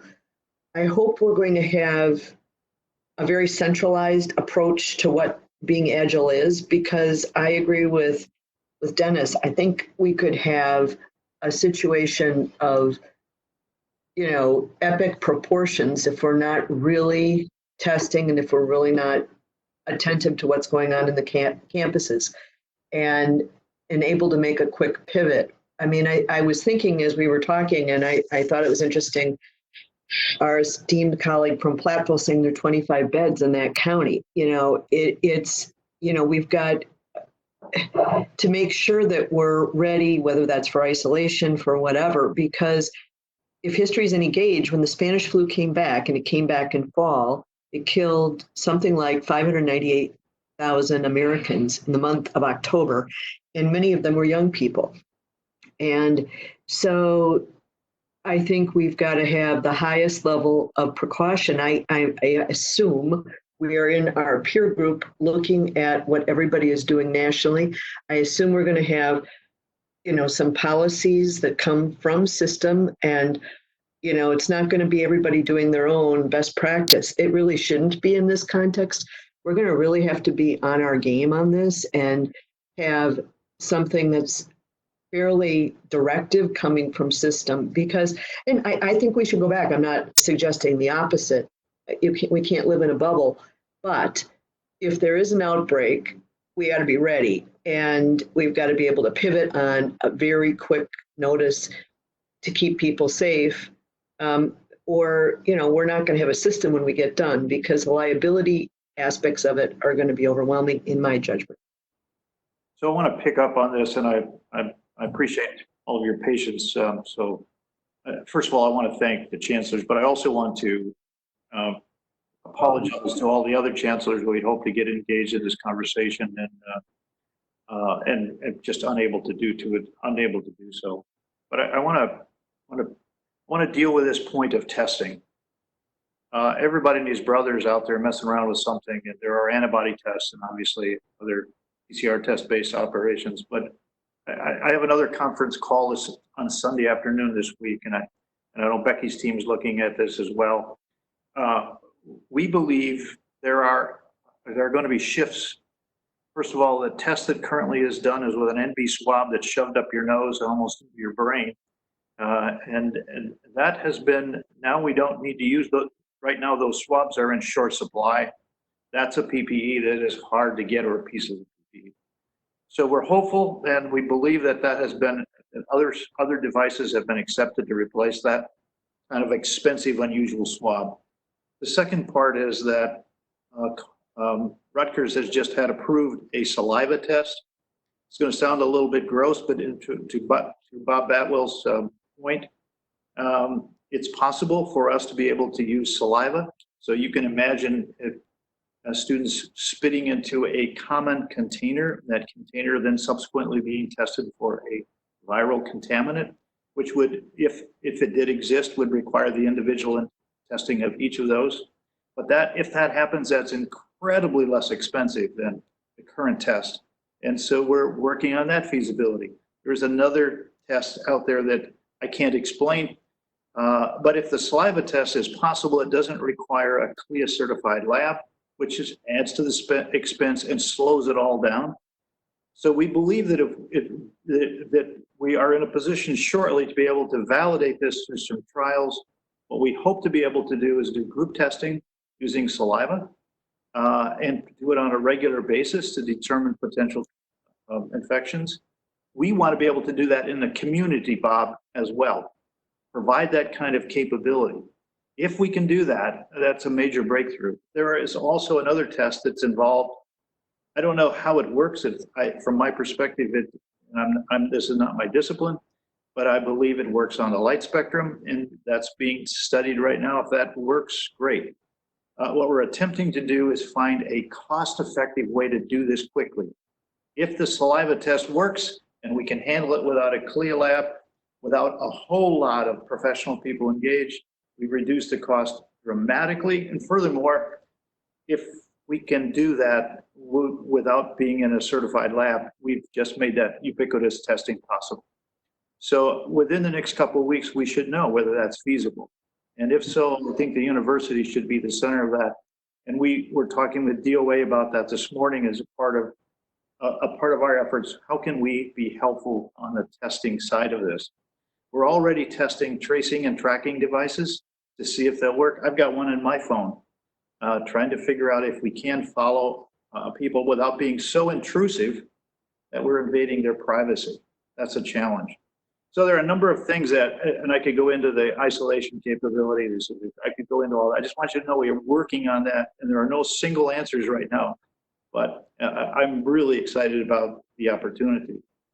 One of the things I wanted to shift, if I can, and I apologize, most of you have probably been sitting for a few hours, so if you would like to get up and wave at me, you can do that. That's quite all right. If I may shift this a bit to the future, what we're attempting to think about in the future. You heard every campus talk about all the scenarios people are working on. And if I may, Regent President Peterson, I'll just go into my comments and my recommendations as the exiting president, if I may.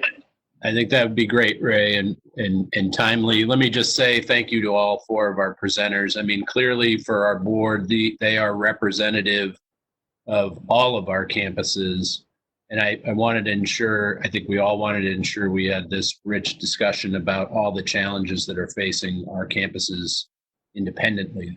These conversations are just beginning and will continue.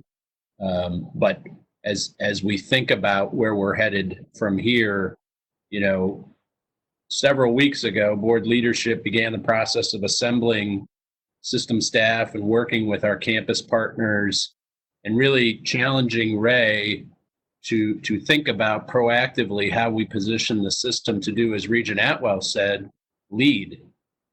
And I can't begin to tell you how impressed and inspired and committed I have seen President Ray Cross to be in these last 6 weeks. He is tireless. I have spent more time listening to him than I may have liked, but I have learned so much, and I believe that all of our chancellors and their cabinets and staff would say that Ray has demonstrated exceptional leadership. And this blueprint is the beginning of what I believe will be the transformation of the UW system to deliver on the Wisconsin idea for the 21st century. And I honestly believe that as we come out of this post-pandemic, we will be perhaps one of the most competitive universities and university systems in the country because of the advanced thinking that we're doing now, trying to lead, trying to be proactive, and trying to be financially responsible. And with that, I'll turn it over to you, President Cross. Well, thank you very much, Regent President Peterson. Obviously, I've worked with some wonderful staff people, but also some terrific colleagues as chancellors that I'm proud to call friends and colleagues. And you've heard from a few of them today, and a bunch of them you didn't. And I know you've talked to them individually, but let me start by saying that obviously, I don't have to say this, these are unprecedented challenges. This is not something that we all prepared for. Certainly me, I didn't anticipate retiring in this setting. That just didn't happen. And we're appreciative of the federal government for the support they've given us through the CARES Act. Obviously, you saw when Sean presented that information, there's still a huge gap there, and it varies by campus, but it's significant. And as a system and to be responsible stewards, we've actually made significant changes over the last several years to improve our effectiveness and our efficiency. We've made progress in changing academic programs at each university based on projected enrollment. In major restructuring, we aligned our former UW College campuses with four-year universities. We are centralizing, we already are, through shared services, several campus operations. Those were all happening on an incremental basis. We're offering more collaborative online degrees through extended campus every year. These are positive steps, but right now it's not enough. We were working incrementally. Now we have to work aggressively, much quicker. If we want the system to survive on the other side of this pandemic and even thrive, to continue to provide the world-class education, research, and outreach that generations have treasured and future generations will enjoy, then we must act now. We must act as if our very future depends on it because, well, it does. I believe we must address three main points. First, the UW system must refine the missions of its comprehensive institutions to provide greater institutional distinctiveness and identity. Second, the UW system must consolidate and streamline administrative operational functions. Third, the system must create a unified strategic online education delivery model. You will note a common theme here: the increased role of the UW system. To more rapidly achieve the system-wide efficiencies we all need, the system must play a more direct role in operations at the campus level. This is a time to draw on and leverage the strengths of our collective entity, our systemness. It is literally a case of the whole being greater than the sum of the parts. And now we must use that to our full advantage.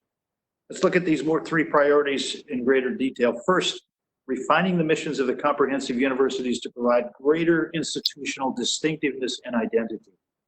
Why is this so critical? It begins with accepting the premise that each of our comprehensive institutions cannot continue to be, well, you hear the phrase, all things to all people. And consequently, they cannot be financially sustainable in that mode. Each university must focus its resources on its own distinctive programs and collaborate with other system universities to serve the state's needs across those programs.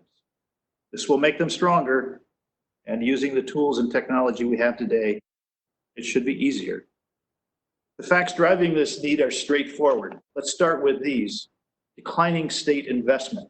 The UW system's portion of the state's budget has shrunk by 6% since 2007, 2008, and prospects for increasing state support are dim for the foreseeable future. On top of that, in the midst of the COVID-19 crisis, the state is now seeking a 5% lapse for the UW system for fiscal year 2020. That's a significant hit. And I think you've heard several people say that $70 million that the state is extracting from agencies, we're picking up 45.6 million of that, almost 65 or 66%, when we are 15% of the state's operating budget. It comes on top of reduced tuition cash flow. Our comprehensive universities, as well as the former two-year campuses, are most dependent on tuition revenue, and that has been limited by more than a decade of frozen tuition rates. Further, the state's projected demographics over the next 20 years indicate fewer high school graduates overall, and even fewer opting to stay in the rural or small communities. This is part of why we undertook the restructuring involving the two-year campuses. Finally, the resulting financial pressures have forced and will force cuts to faculty and staff, making it increasingly difficult to offer a quality educational experience in all programs on our campuses. Over the last several years, UW system administration has been working collaboratively with each comprehensive university to develop a better understanding of projected enrollments and revenue estimates through 2026. We've been working on that 2026 timeframe, knowing that we have to get things in place before that, given the demographic changes that take place after that. Using predictive tools, this has been an incremental process, and I want to repeat that. We have been incrementally working at this to progressively make changes. If we had the time, that would be obviously the ideal way to do it. Unfortunately, the COVID-19 crisis and the resulting economic impact now require that we aggressively speed up this process, something universities have difficulty doing. The work must get done this coming academic year, while we're all going through this stressful period. To do so, we must be ready for implementation by fall of 2021. Going slowly is no longer a viable option.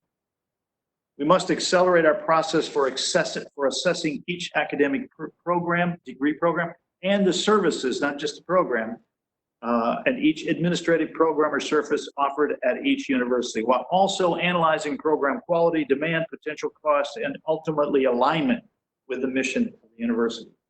This comprehensive planning and prioritization process will include identifying which or how academic and administrative programs or services contribute to student success, faculty excellence, and institutional distinctiveness. It will also include strategic reallocation of resources and financial stability. It will help identify opportunities for generating new resources to strengthen or expand existing programs or to develop new appropriate programs. Given the need to accomplish these significant priorities quickly, will require UW system administration to take on a larger and different role in the process than was originally planned. System administration must shift from a convener, collaborator, coordinator, to become director, manager of a process, providing clear guidelines and mandates for this accelerated process of prioritization and evaluation. Ani Morabel Sosa, Vice President for Academic and Student Affairs, has already been working with the Provost on this process. The goal is for all evaluating and prioritizing of programs to be completed before January 2021. That is aggressive, I admit. Revised or updated mission statements should then be submitted to the board in March of 2021 with implementation of changes to begin in the fall of 2021. This is an aggressive timeline, but it is critically important to the future of our comprehensive institutions in particular. Focusing on each comprehensive university mission and linking limited resources to the revised or updated university mission will create greater distinctiveness and, of course, identity for each institution, hopefully and ideally making it stronger. The second priority we must focus on is consolidating and streamlining common administrative functions. As it currently stands, there are simply too many variations in how our system universities provide fundamental operational functions, such as purchasing, human resources, IT, and basic business services. These variations are inefficient and costly, particularly when there is no need to have all aspects of each function performed individually on each campus. These variations can be risky because process variations increase the likelihood or risk of error. Further, each comprehensive university is currently replicating in a non-standard fashion the IT infrastructure needed to support many administrative functions and academic programs. This has resulted in over-investing in IT systems, proliferating similar software solutions, and duplicating efforts to provide administrative functions. It creates complexities that do not support the missions of the comprehensives and increases the cost of new systems and services. These IT structures, developed over time, do not reflect the current environment, and UW System's ability to provide much of this infrastructure and software as a service managed in a consolidated organization. We recognize this, and that's why we launched UW Shared Services as part of the recent restructuring process to serve all universities except Madison and Milwaukee. UW Shared Services have already identified functional processes that could be standardized and consolidated under a system-wide system. The process has included methodically engaging stakeholders while also developing optimal action steps in each functional area. For the COVID-19 crisis, however, system administration must mandate that the already identified functions immediately begin transitioning to UW Shared Services. IT services, for example, must rapidly assess and consolidate to realize both initial savings and reduce future costs, as well as to support services at scale across the comprehensive institutions. Further, rather than engage all stakeholders in the optimal design process, which is what we all would prefer to do, UW Shared Services must immediately adopt a standardized process and implement it with the understanding that the optimal design may happen at a later date. Standardization and a shift in oversight responsibility must happen quickly. Rob Kramer, Vice President for Administration, has overseen the ongoing centralization through UW Shared Service and has the responsibility for advancing this further should the board embrace this approach. UW-Madison and UW-Milwaukee will not be required to participate given their size. However, they have already chosen to opt in to a number of services provided by UW Shared Services, which will result in additional savings. Our timeline to complete the design and transition of identified functions to shared services is June of 2021, with the complete transition of IT functions by January of 2022. 2022. Pretty aggressive time frames, I admit. Our third priority is to create a unified strategic online education delivery model. The system can and must be a dominant player in delivering online education for the sake of institutions, future students, and Wisconsin businesses. This is the future of higher education in part, as well as workforce development. We were slow a bit getting out of the starting gate, but the entire system still only captures about 5 to 8% of the online market share in the upper Midwest. Other national institutions have invested heavily in marketing their online programs while we've been hesitant. I'm sure you've all seen a lot of advertising, particularly now for online programs from out-of-state providers. We must accelerate our efforts now or risk being left behind, perhaps for good. There is really an enormous demand for the excellence of UW education, and with the right approach, we can and will become a leader in this area. We know there are two different student populations for online education. Let me try to walk you through that a bit.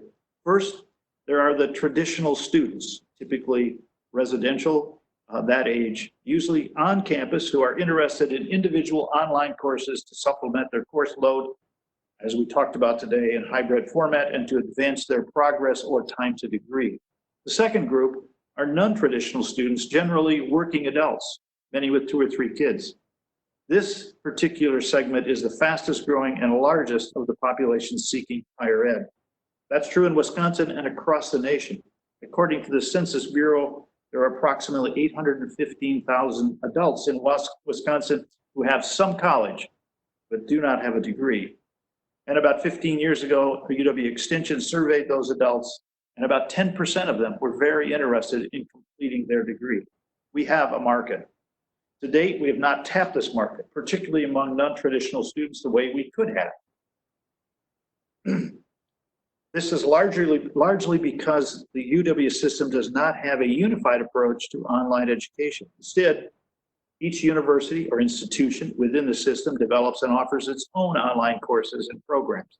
This creates duplication, limits marketing capability, and in reality, it confuses potential students. Working adults are savvy. They recognize brand quality, and they prioritize cost, convenience, and ease of use when they select where to enroll. Our universities individually do not have the funds to provide the level of marketing needed to reach working adults.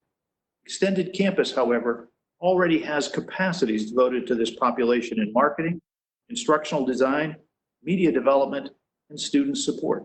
Further, because UW Extended Campus programs are revenue neutral or revenue positive, each new program it approves must meet market demands. To transition to a unified strategic online education delivery model, several things must happen. First, we must improve the quality and effectiveness, as well as the efficiency of individual courses and programs to traditional students. About 77% of the students surveyed this spring felt that the courses they were taking, and they were very appreciative of, by the way, of the faculty who were doing this at the last minute, and as you heard, over a very short period of time, very appreciative and respectful of the faculty, and almost hated to complain. But about 77% of those students surveyed felt the quality of the course was not as good as it should have been. We can improve that. We also must expand the extended campus collaborative model to serve both traditional and non-traditional students. As part of this strategy, UW System Administration should designate the collaborative model as a default approach to all new online and online degree and non-degree programs. Further, UW System Administration must require any university to provide extensive justification for an online program offered only through that university. UW System Administration should also delegate the responsibility for determining potential or existing market demand to extended campus. Any proposed online program offering should include a recommendation from UW Extended Campus to support as part of presentation for program approval. To be clear, there's nothing in this approach that stops a university from pursuing its own online program. These recommendations say that collaboration is the first and default mode to pursue, but not the only one, and ask the UW Extended Campus to provide system with a campus-neutral reality check on program viability. As opposed to UW Extended Campus's full partnership and collaborative approach, the system has prior experience with a failed fee-for-service approach to online support, an approach that should not be replicated.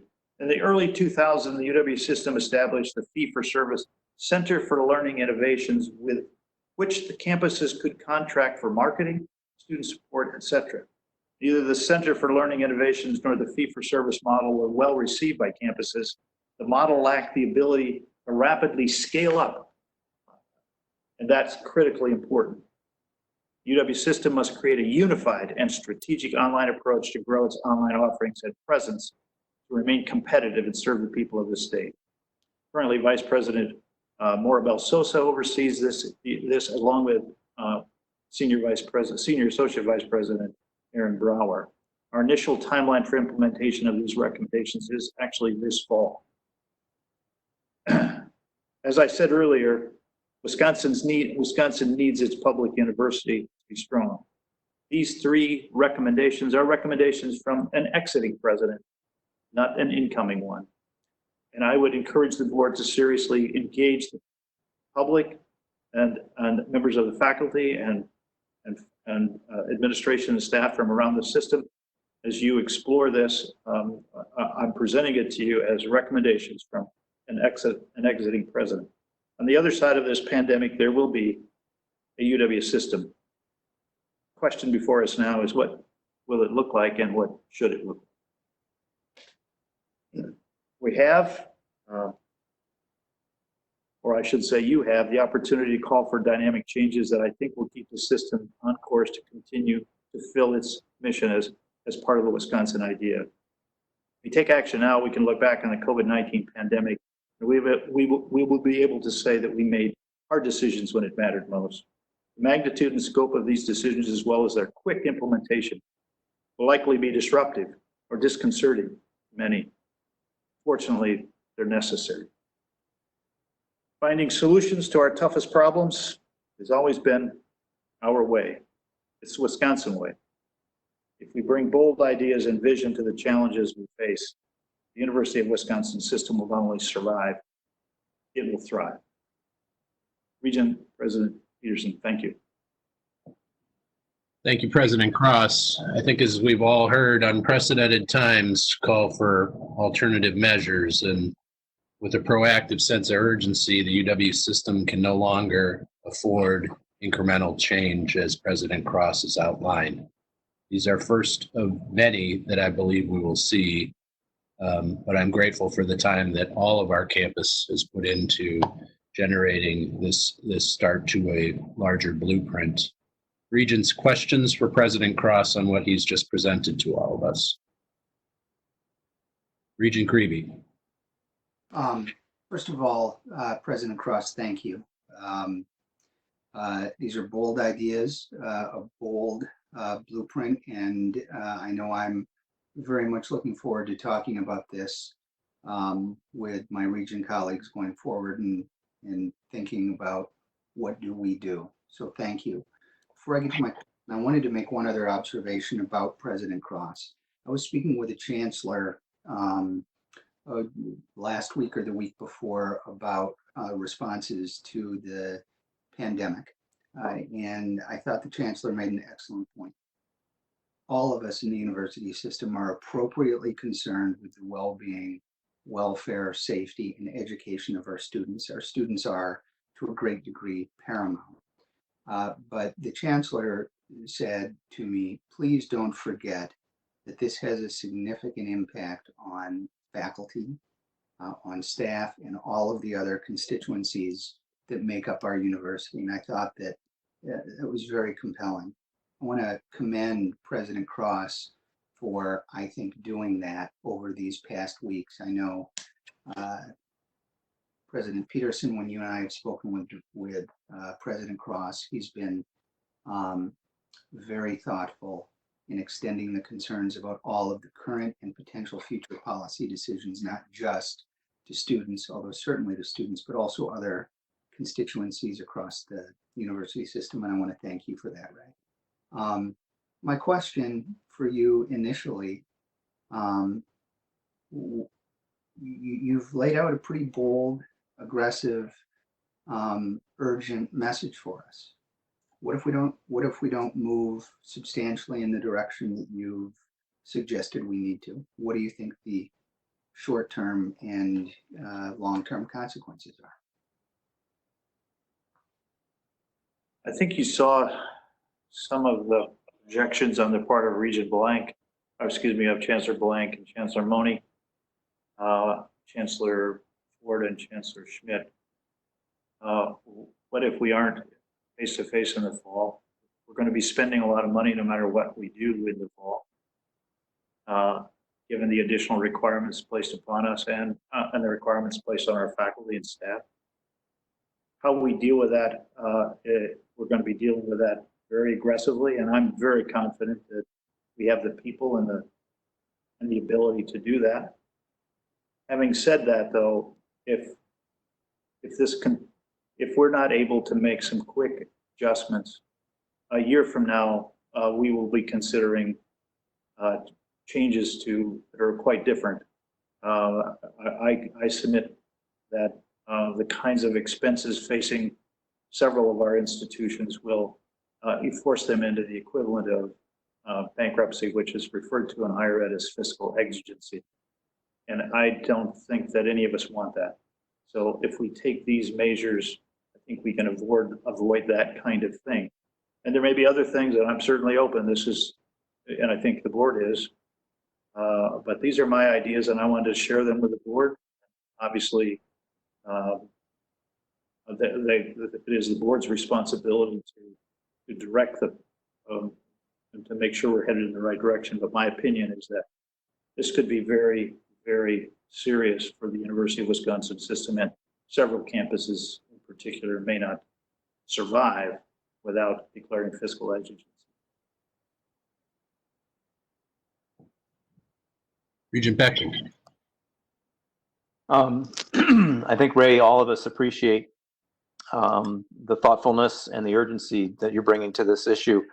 You know, one of the things that I'm thinking about, and I just like to get your reaction to, as I look at the plan, as I hear your words and the three-prong approach, these are initiatives that we've already begun to undertake.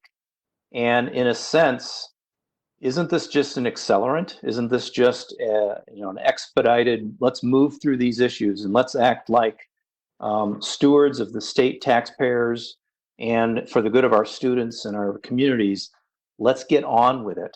I'm just getting that sense because these are the kind of the building blocks that we wanted to do to improve the university. COVID may be the reason why we're going to do it quicker, and we're going to need to demand some resources from our state partners and others to get it done. What's your reaction to that? I think that's principally true, Regent Bechtold. Why do I say principally? We were experiencing demographic challenges. We were experiencing other reductions in state support. Although that's a misnomer, I got to be very careful here. We've received more money from the state, but our portion of the state budget has gone down, and I think that's an important distinction. Obviously, not only demographics, the tuition freeze hurt us in terms of revenues available to us, and already our employee compensation rates tend to be less than market averages. That's not true across the board. That's true in certain areas. All of those challenges were already pressing against us. And so along comes COVID-19, and that means we have to accelerate, to your point. I think that's what you were saying. This is really accelerating those things that we were doing less overtly, if I can say that.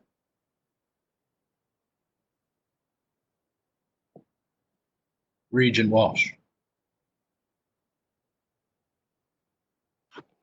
Ray, you mentioned that, some of this is in process, and I think that those processes in place already are utilizing input from faculty. But now when we're talking about accelerating them, I'm wondering how can we get faculty input into this speeded up process without, mowing down shared governance in the process.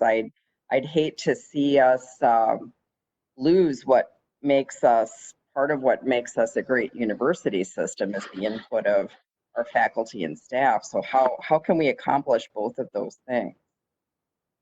So let's assume the board embraces this, and that is your choice. That's I'm putting this more aggressive action in front of you.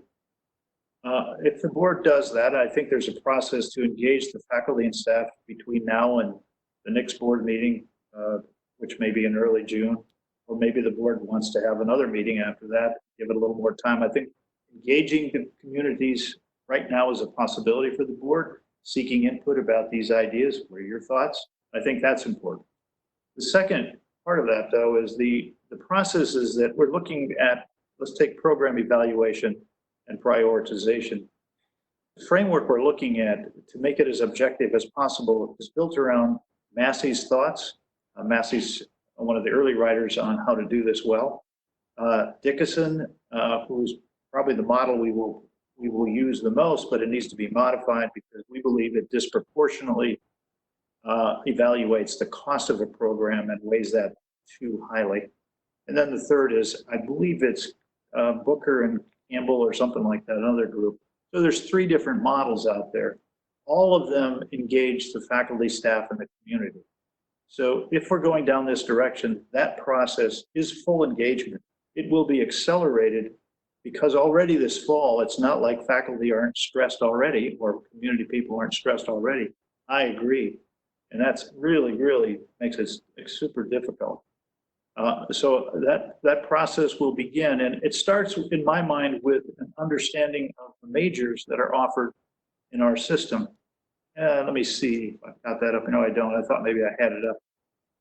I was going to show that page. If you look at all the duplicated majors that we offer, how can we reduce those without reducing access around the state? That's a question, and maybe we have one of those programs in a region or 2 or things of that nature, guided by not just what the cost of the program or the enrollment in the program. Size has little to do with it. What is this? What do we need? Is there a demand for it? Can we sustain it? What's the quality of it? If you look at one of the let me pick this up. One of the arguments that have been made, Ray, this looks like an attack on the liberal arts. Actually, quite the opposite. If you look at, and what I fear is the opposite. If you look at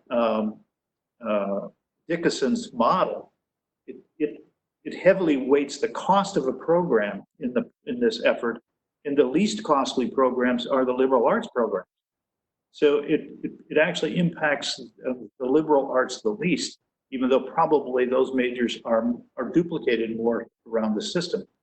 So I think weighing this in a fashion that doesn't just consider the financial cost or the cost of an institution or a program is important, or service. You got to remember it's an administrative service as well. And I believe we can engage shared governance and should. I'm totally in favor of that.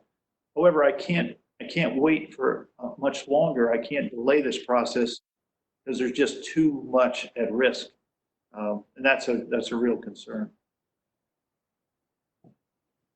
I want to go back to Regent Bechtel's point that he made, which I thought was quite astute. You know, these 3 items, Scott, as President Cross puts forward to us, are things that the Board of Regents can do and can do in an accelerated way today with insight from our shared governance leaders, right?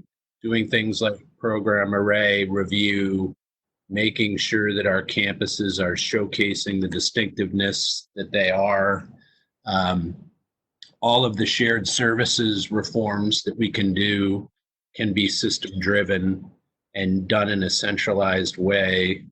And then building on the tools that we have with our online curriculum delivery to transition that from non-traditional students to traditional rapidly are all things that we can do today as a Board of Regents. And I think they're things that we should give a serious consideration to doing.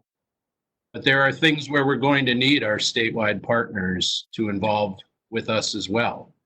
You know, discussions about a rational tuition policy We've endured a tuition freeze for 7 years, our 2-year campuses for a decade. With a challenged state support role, I think reasonable tuition and rational tuition policy is something that we're going to have to dialogue importantly. We've talked in the past about the importance of revenue bonding and controlling our construction projects. The coronavirus has proven to us that the UW system is one, if not the only, statewide higher education system that doesn't have revenue bonding authority.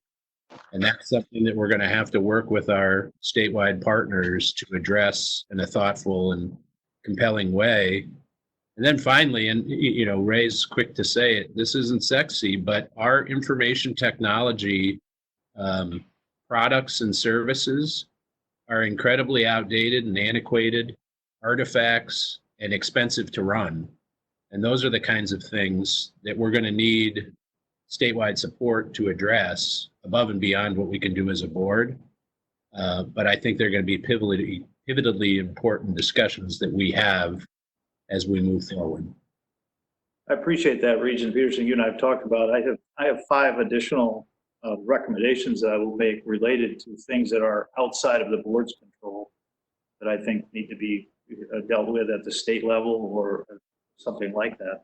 And Regent Peterson has identified 3 of those. I have a couple more. Obviously, capital projects need to be incredibly improved. And I'll have I'll share some of those over the next month or so before I leave. But recommendations that I think are really important.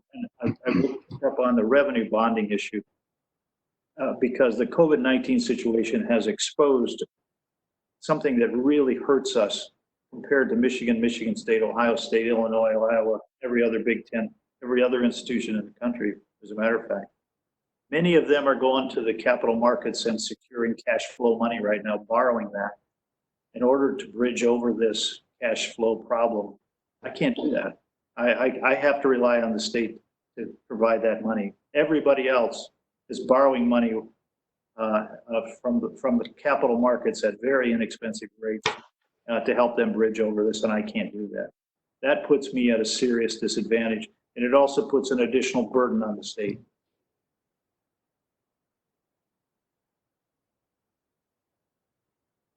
Other questions for members of the board? Regent Klein. Thank you, Regent President Peterson. And thank you, President Cross, for that very strong statement of where we need to go. I'm speaking in favor of it, and I'm going to be completely behind you in that program. I guess I would just say my notes as I was hearing people talk, the tuition flexibility, I think is huge, as well as program revenue bonding, and is part and parcel of what we need to do at this point. We know state subsidy is never going to go up and now only going down. And I think there needs to be recognition of that if we're going to keep open comprehensives across the state. And that's just, to me, the bottom line. Regent Walsh and I did meet with Vice President Maribel Sosa, and we talked a bit about Program Array, and we think there's great potential in the review of Program Array and the move towards consistency online. I think we feel we have a great brand, and we should be using it. I don't know if we need to partner with, I think Aaron Brower's great, and Extended Campus is doing all the right stuff. But I think for the next meeting, it would be interesting to know, do we need a partnership somewhere along the line with, a for-profit or what have you, to further propel the online learning programs and I think we got to be attentive to the collaboration that we're going to need among professors, frankly, or teachers, to make sure that it is the best. I think we have to get leaner fast, and we have to also get better. And that's a tall challenge, but I feel we're doing all the right things, but now is the time to accelerate it. And I appreciate you bringing it back to the board. I think this is the time for governance and for our role as Board of Regents to support what we need to do to keep the system safe and to keep it growing and to keep it to be the best asset, the biggest and best asset in the state of Wisconsin. So I would implore leadership to think about ways, whether it's an open meeting or a closed meeting, and that we have to be able to discuss these issues openly and get to solutions and help administration get to solutions that are going to propel us in this time of crisis. But thank you, President Cross. Everything you said, I agree with. Well, thank you. Two different comments, if I may. One is that I would encourage the board to engage faculty and staff broadly in how they feel about this process as a part of shared governance. And then if the board chooses to do this, to support this, then make sure that we are engaging shared governance in the process this fall as we work through the prioritization, et cetera. The second thing, as it relates to online, I want to make a distinction here. Everybody may think that you're doing the same thing to serve a 35-year-old as you are someone that's 18 years old on campus. And they're really quite different. So the marketing efforts that I'm talking about are for the non-traditional, the student support systems that they provide. We get very high marks in that area. I think 88% retention rate is like twice the national average. So that's very good. But there are different requirements over in provide like a hybrid course or to help our faculty develop the right instructional design to deliver those courses. So a donor has given us a couple of $1 million, and we're going to focus a lot of that on helping our existing faculty develop online versions of their own course where appropriate and where we can. And in particular courses that are common and quite often the foundational courses. Additionally, that donor has specified that some of that money needs to be used to help end users acquire the laptops, hotspots, or whatever they need in order to connect to us. So we, if I were to give you the name of that donor, you'd all know, but he indicated he did not wish to get publicity for it, so I won't.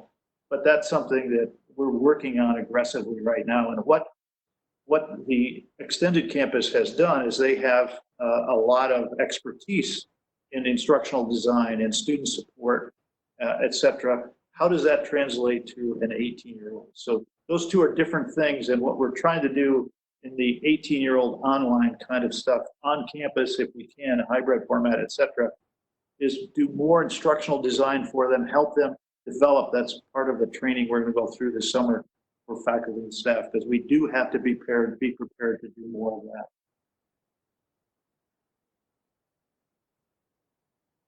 We've had an awfully long afternoon here today, Regents, but I want to make sure that everybody has an opportunity to speak before I make some closing comments in adjourning for the day. So again, we'll ask, has everybody contributed what they'd like to today? May I just add a closing comment? Of course. I thank you for your kind words about me, all of you. I appreciate that very much. I'm humbled. This is not going to be easy for whoever replaces me. I'm very confident that you will find someone that'll do a better job. I'm not worried about that. What I'm worried about is the continuity of the commitment of the board, so that this new leader understands that. And I hope that as we grapple with these issues, particularly the challenges we face, and the solutions that I'm recommending, may not be the right ones. But I hope you're open to that and to listening to others, but also that this will be something that is impressed upon the new leader. These are things we have to do.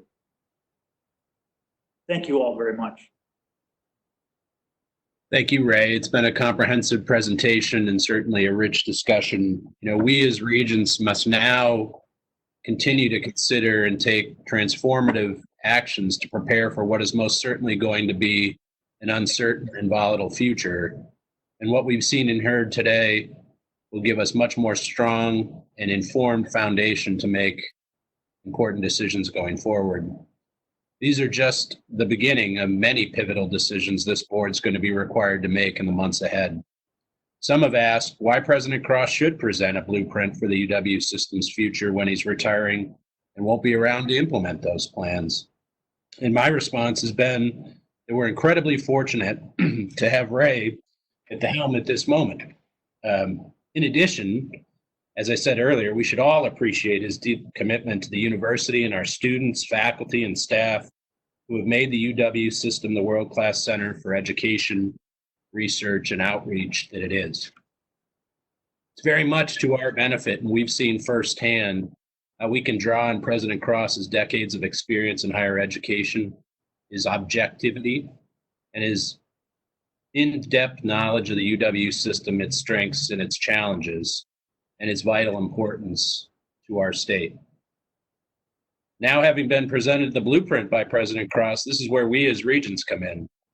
As stewards of the great public institution that we maintain, it's our solemn responsibility to help ensure, on the other side of this COVID pandemic, that the UW system remains the University of Wisconsin system that people expect, respect, and admire.